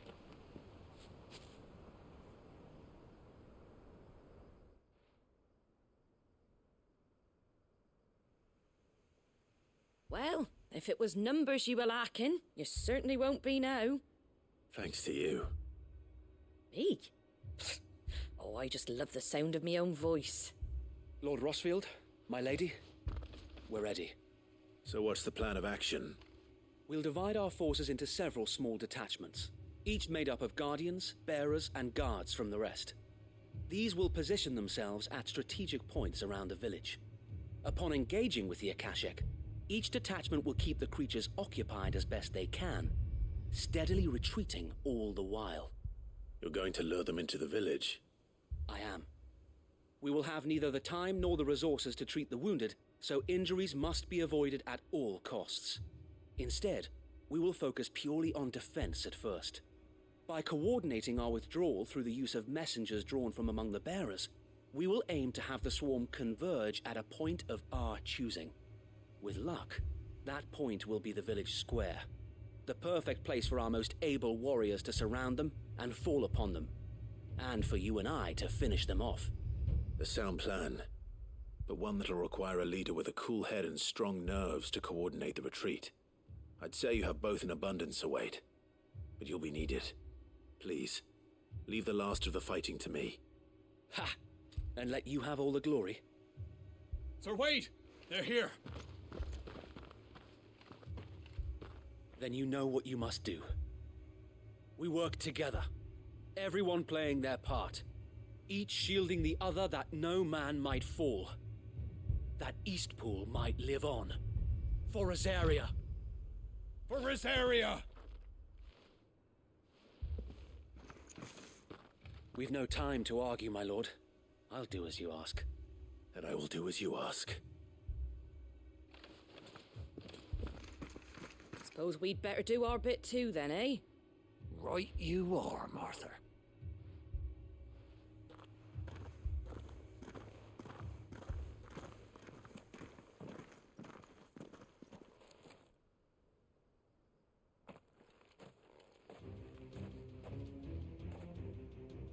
The calm before the storm.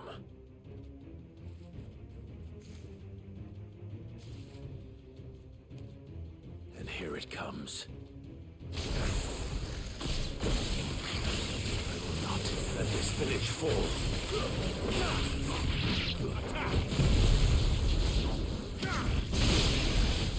Get him!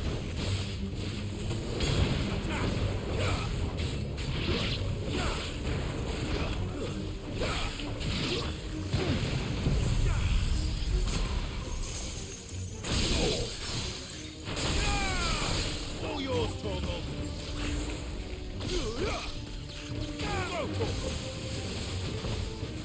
Over here!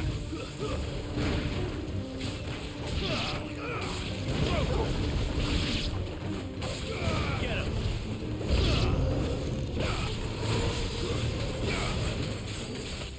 This one. Give me some! Get him! Nice one! Attack! Stick him!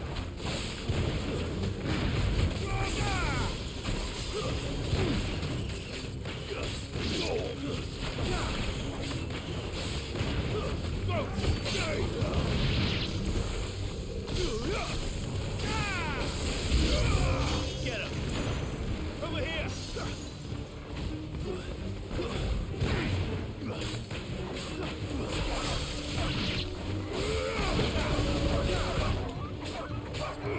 Over here! Over here!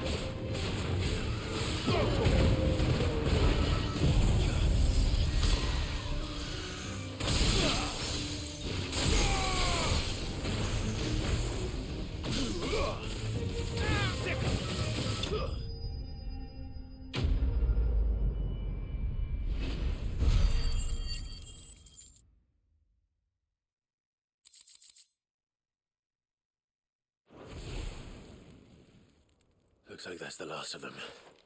Lord Rossfield! Change of plan! What is it? Owl from the rest. An Akashic curl's been sighted on Rhiannon's ride and is headed in their direction. Well, the better half of her guard is here. So Wade, how many Akashic remain in Eastpool? Hard to say. My men are still facing some resistance, but I think the worst is behind us. I could order a detachment or two to fall back and... No. Let them finish the job. You stay here too, Sir Wade. Your men need you. I'll go after the Curl. Join me only when Eastpool is won.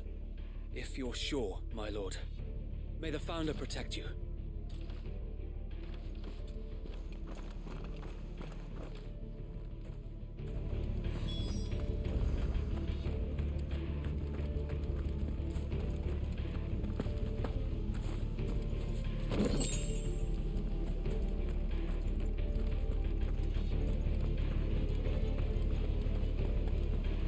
Next one's mine. I might not know one end of the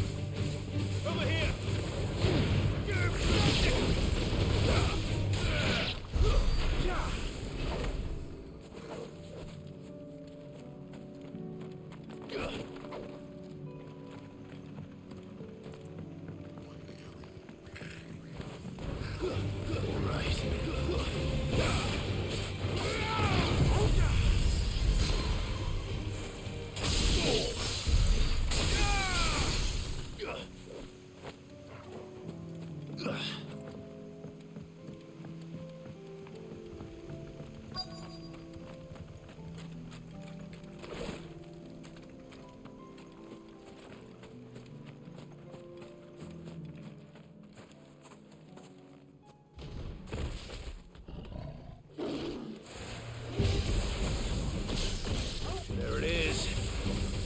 With me, Torgal. Attack!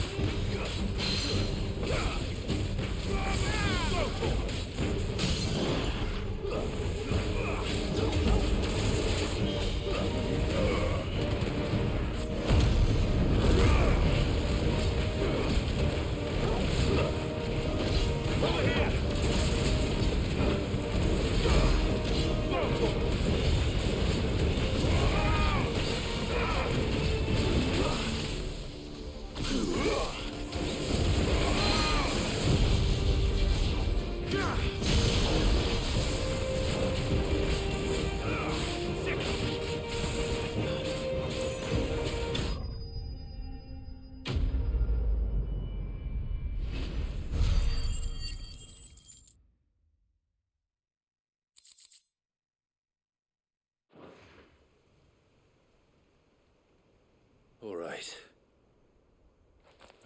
Back to Eastpool.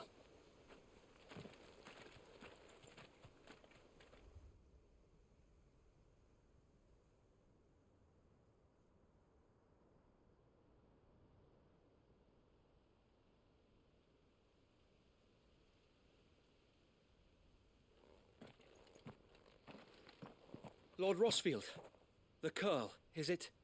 It's dead. Thank the Founder for that. And for you, my lord. We were able to eradicate the rest of the Horde. I have guardians posted around the village to keep watch for further attacks, but all seems quiet for now. I hesitate to say it, but I think it might be over. I think it might.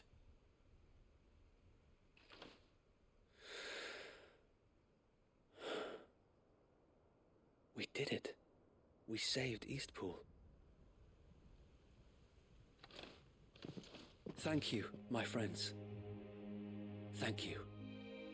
No, Sir Wade. It's us who should be thanking you. You brought us together. Showed us what it means to fight for what you hold dear. We never had nothing to call our own before. We didn't know what it meant to protect it, but now we do. We really do. Forgive us, Sir Wade. You and your people saved us, and still we doubted you. But there's no doubt in my mind anymore. We're free men now, so we have to start acting like it. We have to fight to protect what's ours, to protect Eastpool. And we shall. We all shall. Together. This is our home. And if anyone or anything tries to take it away, they'll have us to answer to. Come on then. Let's get to work.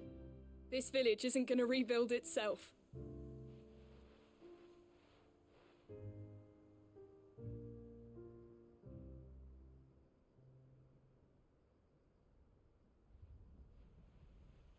They're not slaves anymore. no. They're Rosarians. Your father took pity on the bearer's plight, and I believe if he was still with us today, this is what he would have wanted. I believe you might be right. I shall remain here, my lord, and do what I can to help rebuild the village. After all, this is my home now too, and I could hardly call myself an Eastpoolian if I didn't pull my weight.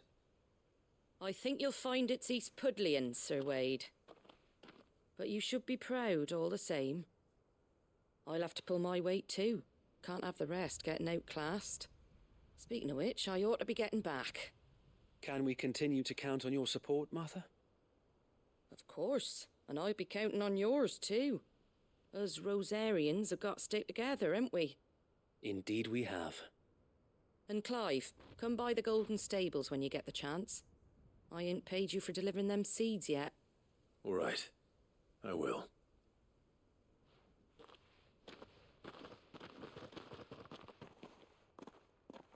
Lord Rossfield, do you remember our very first mission together? Clearing the goblins from the Stillwind marshes? How could I forget?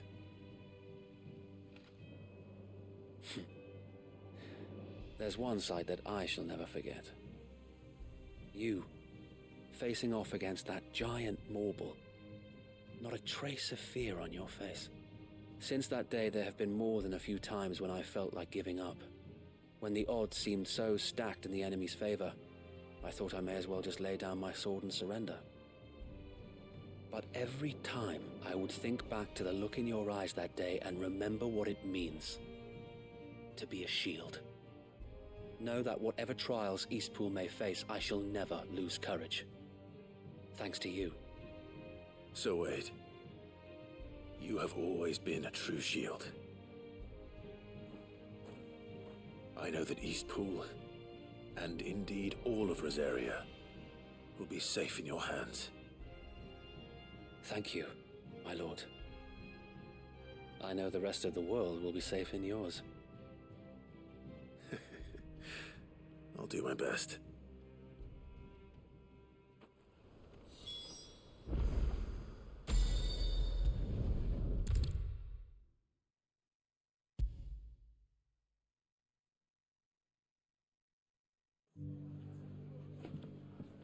The hero returns. It's lucky you came by when you did, eh? Not only did my seeds get delivered, but you went and saved Eastpool and all. I just did what I could. And it's only right that you get rewarded for it. Take it before I change my mind. Thank you, Martha. So, Eastpool's finally back on its feet again. And a home to free bearers. Who'd have thought we'd see the day, eh? Well, it was your idea. I know that, but I never stopped to think what it would mean. Bearers in charge of themselves, thinking for themselves, working for themselves. Not your hideaway, but not even hidden away. Though I suppose the rest ain't much different nowadays. You know, bearers living free like that reminds me of when I first met Sid. Loath as I am to recall that particular day. I take it you didn't always see eye to eye. What happened? Well, if you really want to know, I started doing what I do long before I met Sid. In fact, that's how I met him. Or at least how he came to meet me. He showed up at the stables one day, asking questions about who'd been buying up bearers. Founder knows what he thought I was doing with them. Running a hunt, poking around in their innards. Something awful anyway. Me, I thought he was a new constable. Thought the game was up. But somehow we both managed to work out what each other was about. And before I knew it, the cheeky arse was rattling on at me about how I was doing it all wrong. After all my hard work. Told me I was giving them relief, but not freedom. That my bearers were still dying as slaves. Got right under my skin, it did. Told him if he didn't like it, he could bugger off and report me to the garrison. And do you know what he did? He smiled. And then he laughed. And then I did the same. We made a pact that day. That whenever one of us was in need, the other would always be there for him. And you were? Well, we both wanted the same thing. To make life better for bearers. Just like your dad. Do you know I was born right around the time Elwyn became Archduke? Growing up, I saw how he tried to change things. He certainly didn't lack for ambition, that one. Indeed. But the loftier one's ambitions, the harder they are to achieve. Which is why those of us who follow in their footsteps need to finish what people like Sid and my father started. Suppose you're right, aye. And if we don't manage it, there's always them who come after us. Good thing we've got a few half-decent sorts waiting in the wings, eh? It's almost enough to give you a little bit of hope. Just a little. Anyway, enough nattering. Better get back to work. Let's see about making everyone some dinner, shall we? The least the folks who saved Eastpool deserve is a hot meal. And you and me ain't gonna save the world on an empty stomach neither. That sounds like a wonderful idea.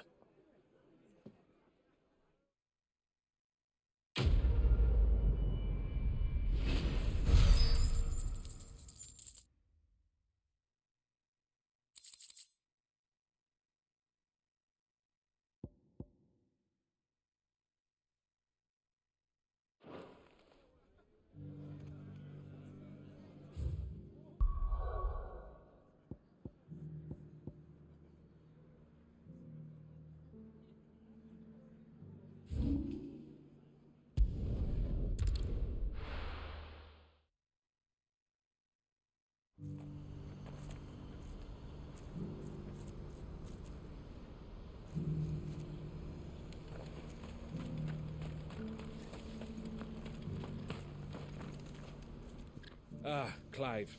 You'll be pleased to know that the negotiations are progressing well. That is good news. Yes. Our comrade in Randala has just sent word that the contract should be signed very soon. But I still have much and more to prepare. It's a huge undertaking moving this many bearers at once. You couldn't do me a quick favor, could you? What is it this time? More wild beasts? Nothing like that. I just need you to go over to the caravans and ask El how long we have until the bearers arrive. Find out exactly how much faster I need to get all these supplies moved. All right. I'll go and ask. Thanks, Clive. I owe you one.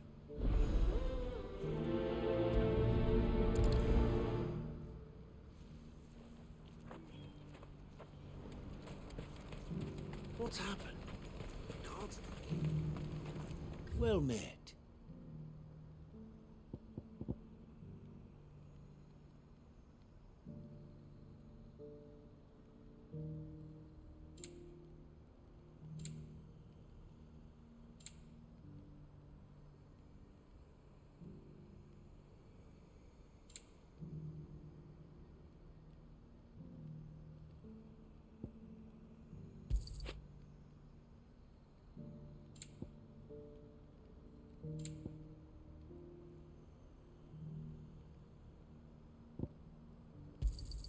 A fine choice.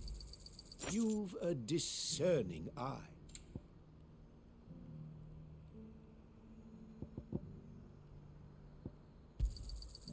Many thanks.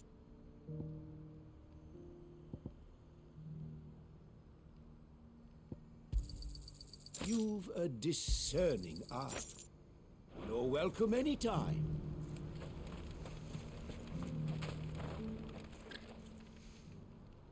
Don't blame yourself, El. This is their fault, not yours. I know, but... No buts about it, all right?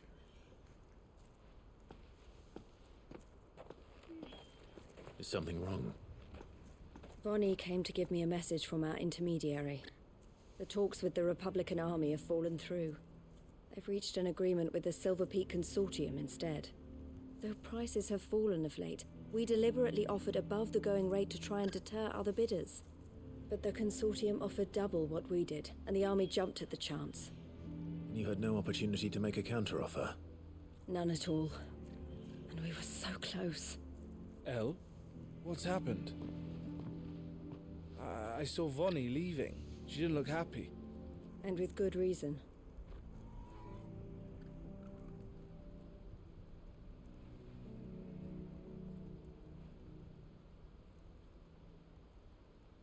But I thought we were the only ones the Fist were speaking to about the bearers. How did the Consortium even find out about this? It's not so surprising. They have ears all over the Republic. This isn't over. The Consortium will have to sell these bearers eventually, and at the price they paid, buyers will be few and far between. I'm going to Randalar myself. Alone? You sure that's wise? Are you offering to be my bodyguard? How kind. Meet me at the checkpoint near the capital gates. I'll send an owl ahead and request a meeting. You go to Cashlock, Theo, and get everything ready. We've waited far too long as it is. Even if I fail to free these bearers, there will be others. Someone needs to prepare the place and keep any prowling beasts at bay. Oh, and that's me, is it?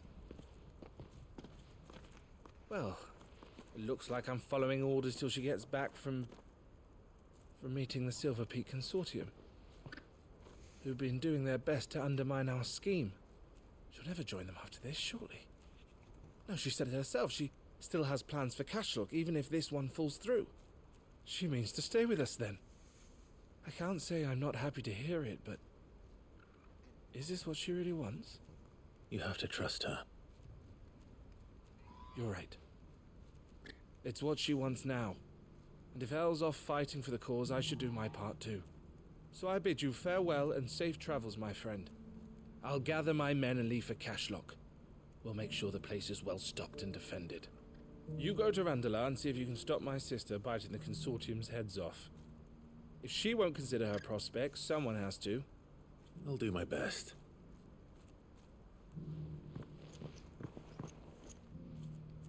All right. To Randala, then. And better not keep Eloise waiting.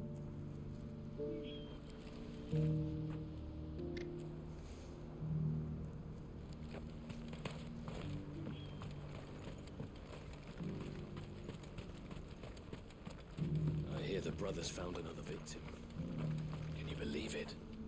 I believe it, all right. What's that? The third this month?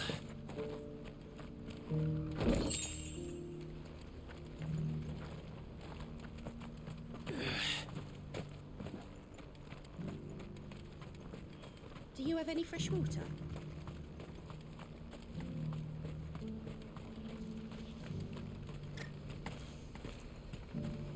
What's happened? The cards in the deal.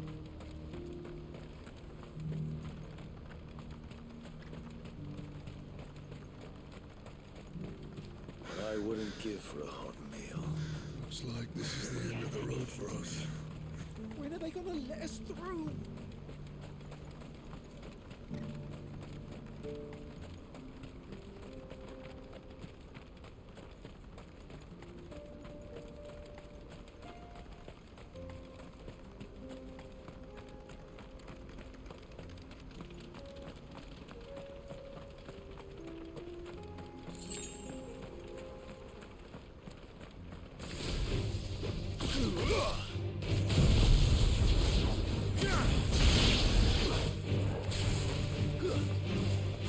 Get him! Over here!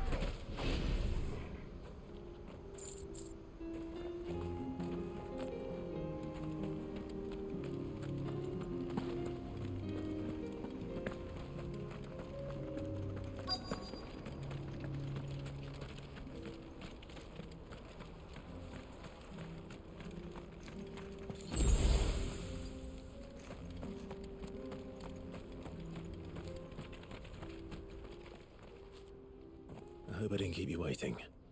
Did you arrange to speak with the consortium? Here they are now. You wish to consult with me? I did. It's about the bearers you recently purchased from the Fist. We had all but finished making arrangements to buy them ourselves, and then you stepped into the fray. You misunderstand. The consortium had an interest in purchasing them from the very first.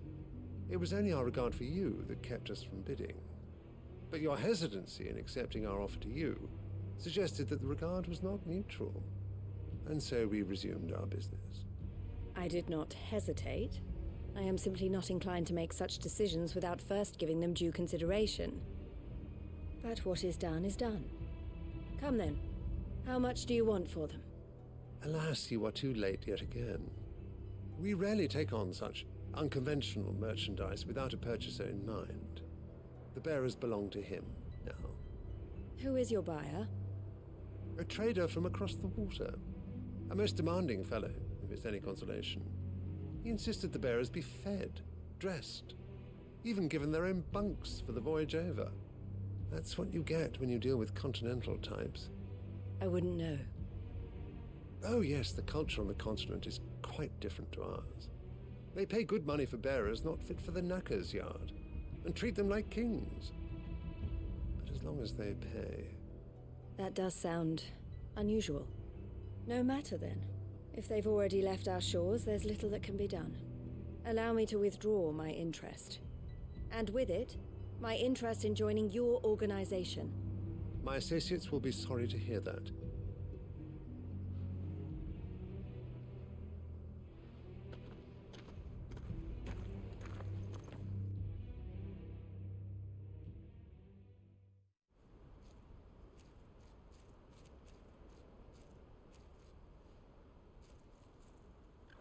I'm sorry you weren't able to save them.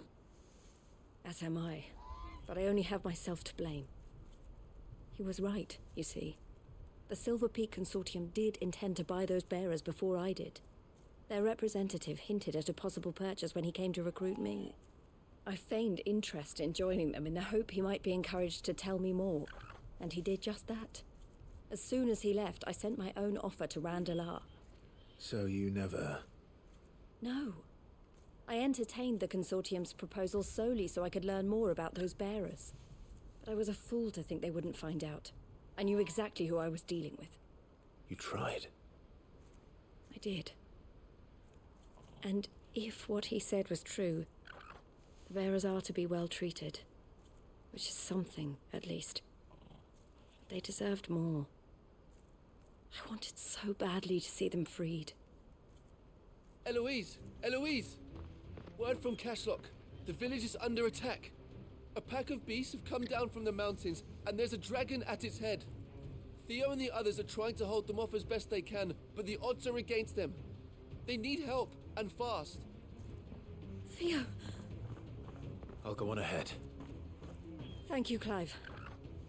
I'll gather some men and join you there. Just... make sure he's safe.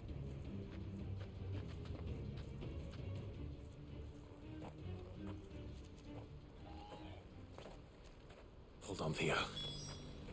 I'm coming. What's happened? Cards at the gate.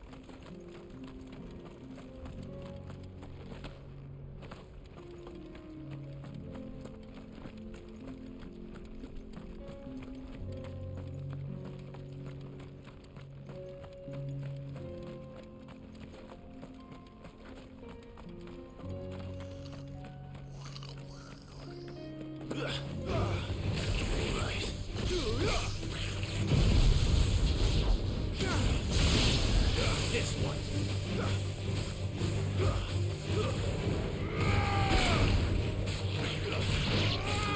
Over here.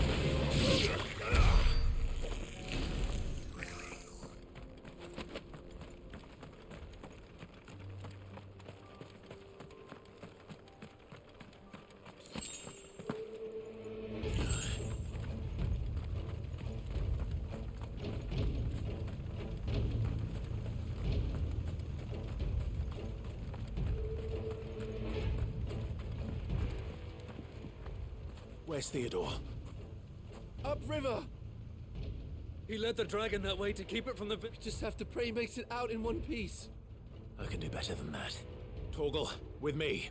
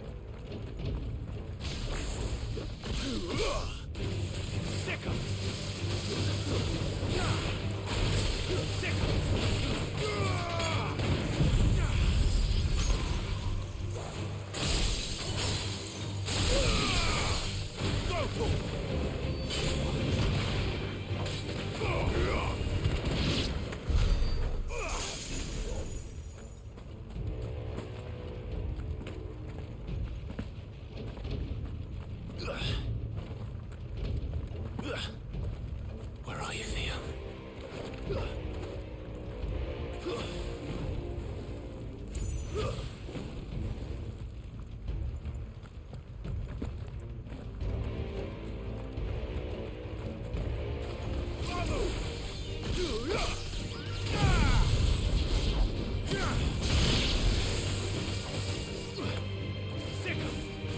Attack! This one.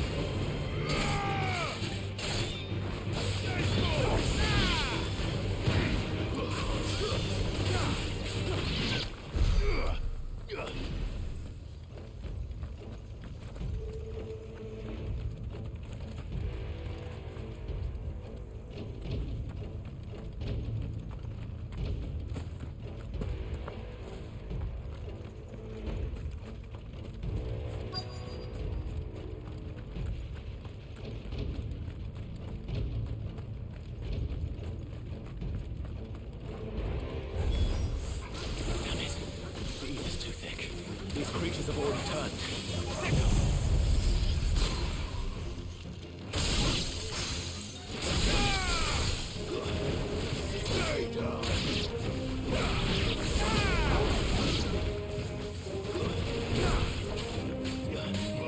Over here!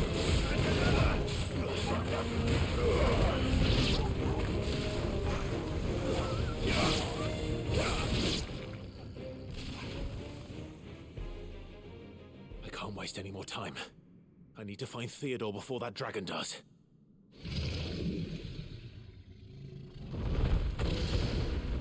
Looks like it's found me. This thing's turned as well. This isn't going to be easy. Nice try. This one. Over here!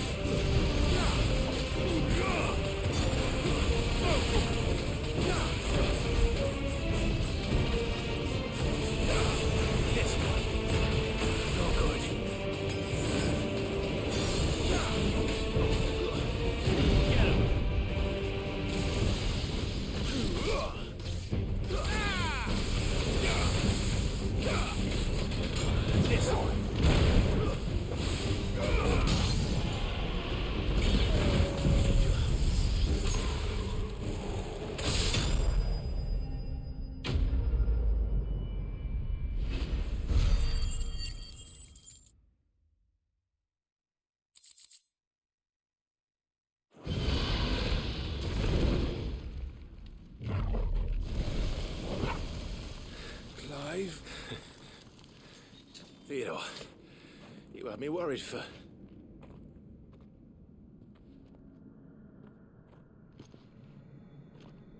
We have to get you out of here.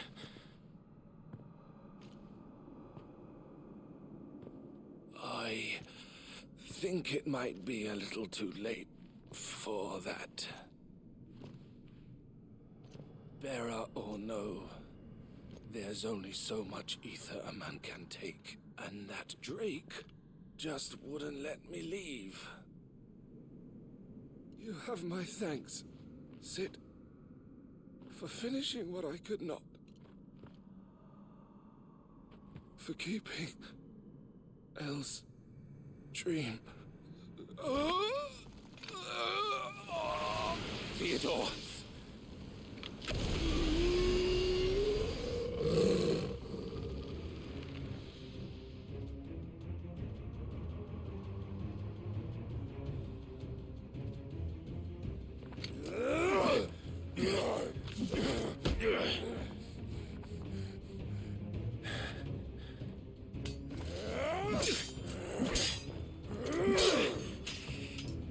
Don't make me do this.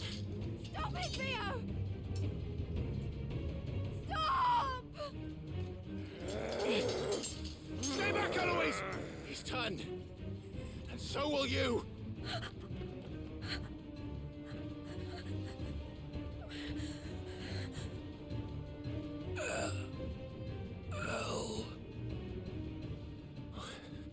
Theodore.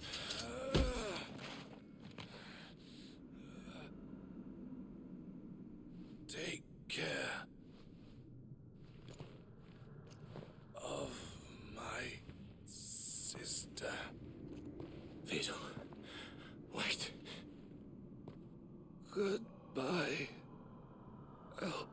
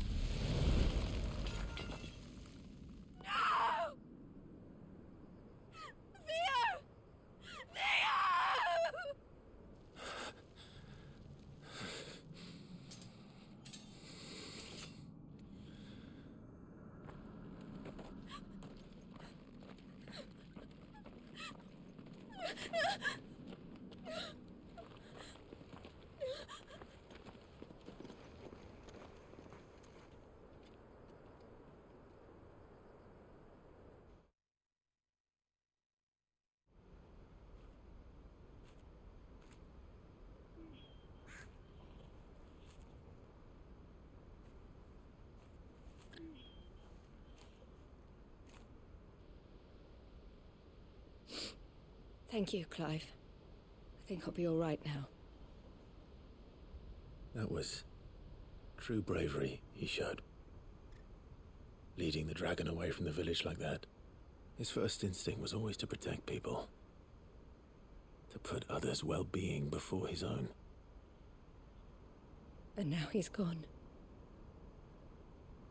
Because I sent him to that place, against his will. It wasn't against his will.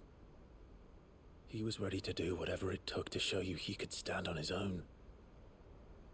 So that you would finally be free to live your own life. To live my own life? He never could come to terms with the choice I made. What exactly happened? You once told me Theo was the first bearer you ever helped.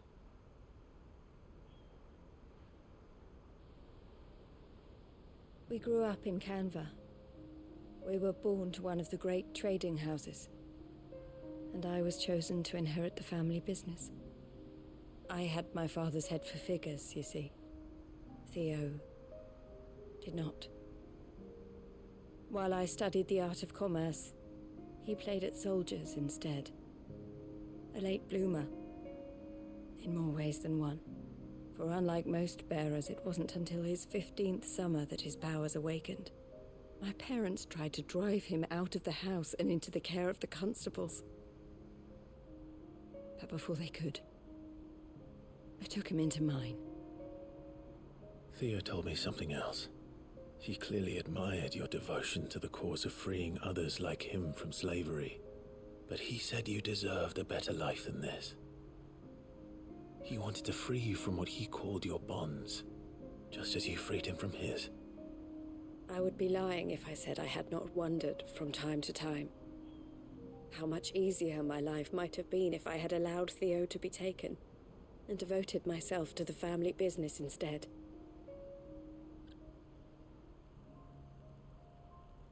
But I have never regretted the decision I made.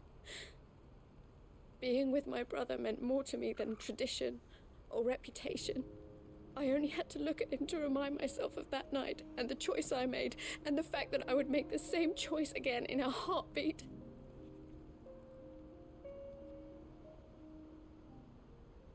He was never a burden. How could he even think that? If anything, I was the one who weighed him down. You weren't, Eloise. He said it himself, that he had always been grateful to you for saving him, and that he wanted to repay you by letting you live the life you were denied. Neither you nor Theo weighed each other down. You loved one another. You did whatever was necessary to continue living your lives together, and you always would have. You're right. All I ever wanted, all I ever did, it was so we could be together. Oh, Theo, why did you have to...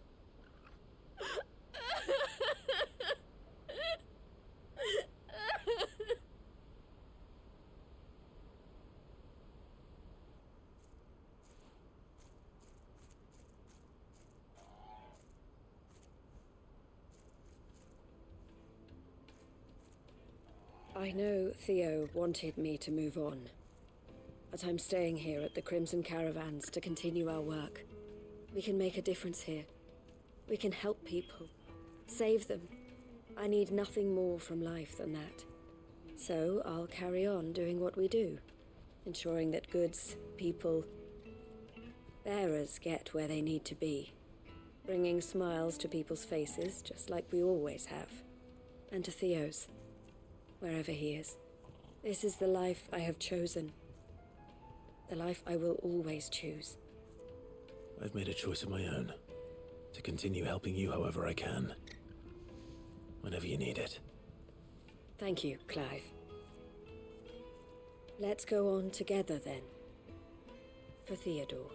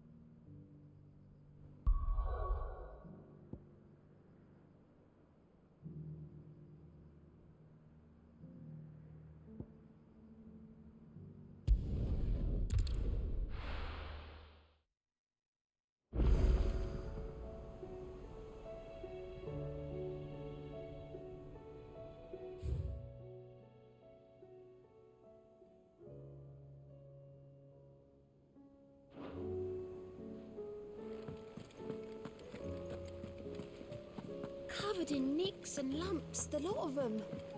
It's a wonder they can still walk.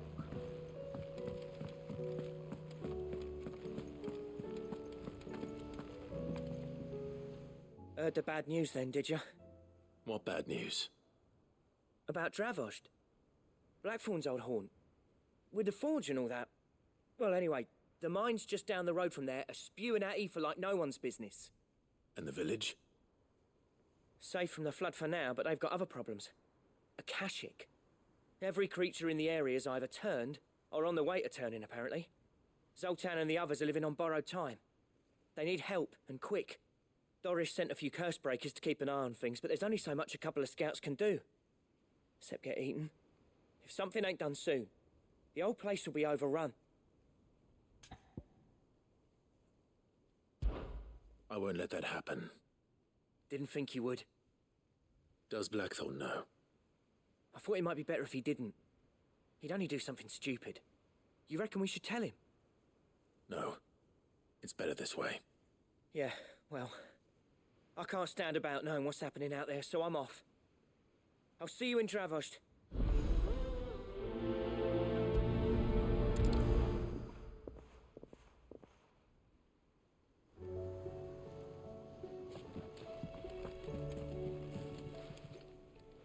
Ah, I wasn't expecting you back so...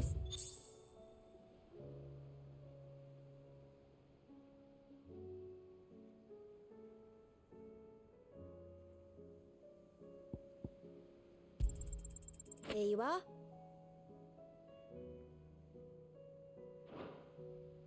Best of luck out there, Sid.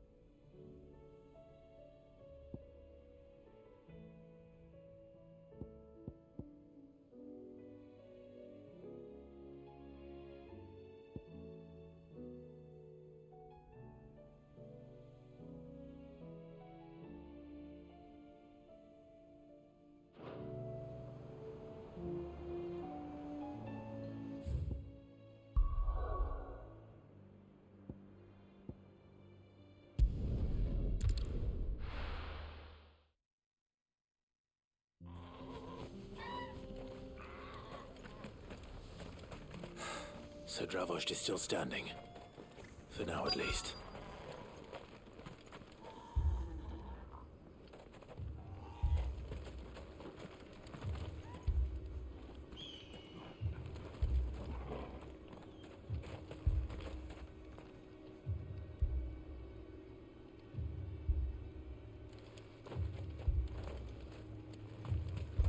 Anyone without a blade, come and get one. Sharpest edge in Dravost, guaranteed.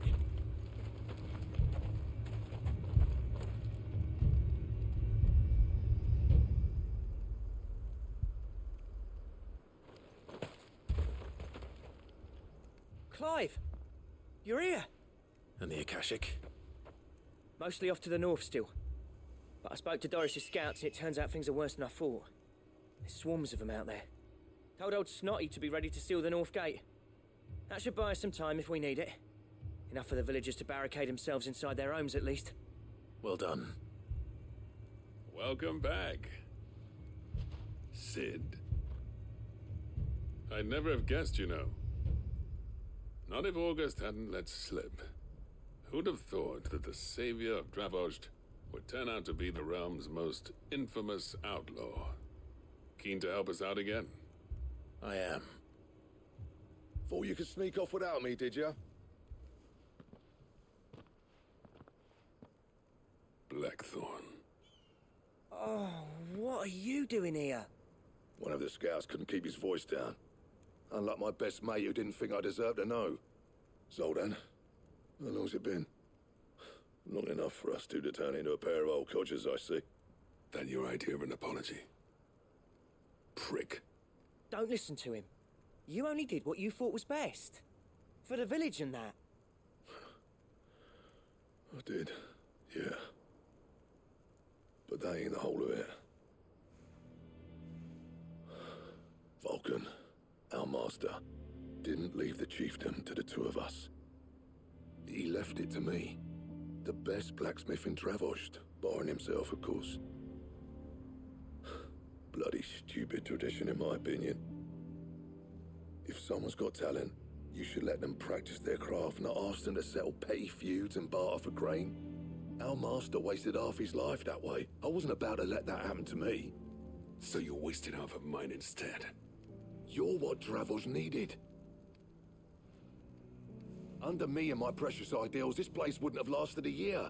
So I left to devote myself to the work and spare you lot the consequences. I may be a selfish prick, but I only did what I felt I had to. What you had to do was your duty! Even if it meant we all starved? Enough. This is no time for bickering. You can finish beating each other up once Dravost is safe. Fine. I've said my piece anyway. Yeah, so have I.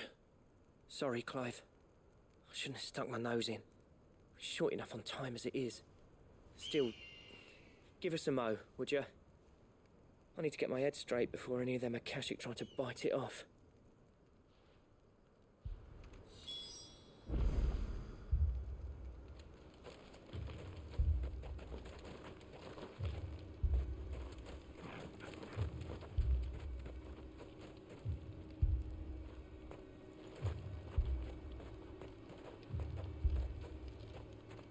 Anyone without a blade, come and get one. Sharpest edge in Dravost, guaranteed.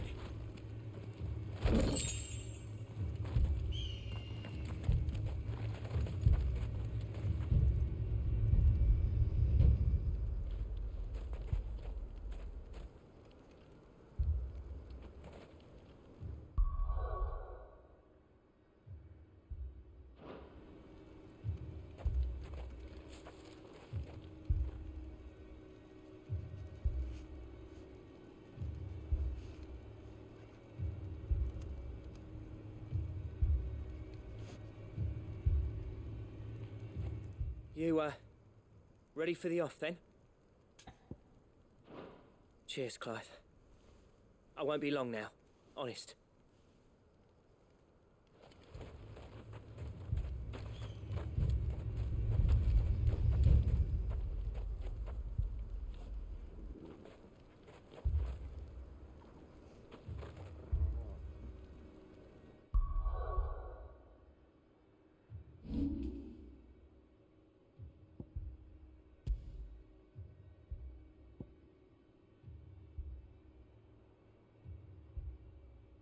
Alright, well it's that time again guys.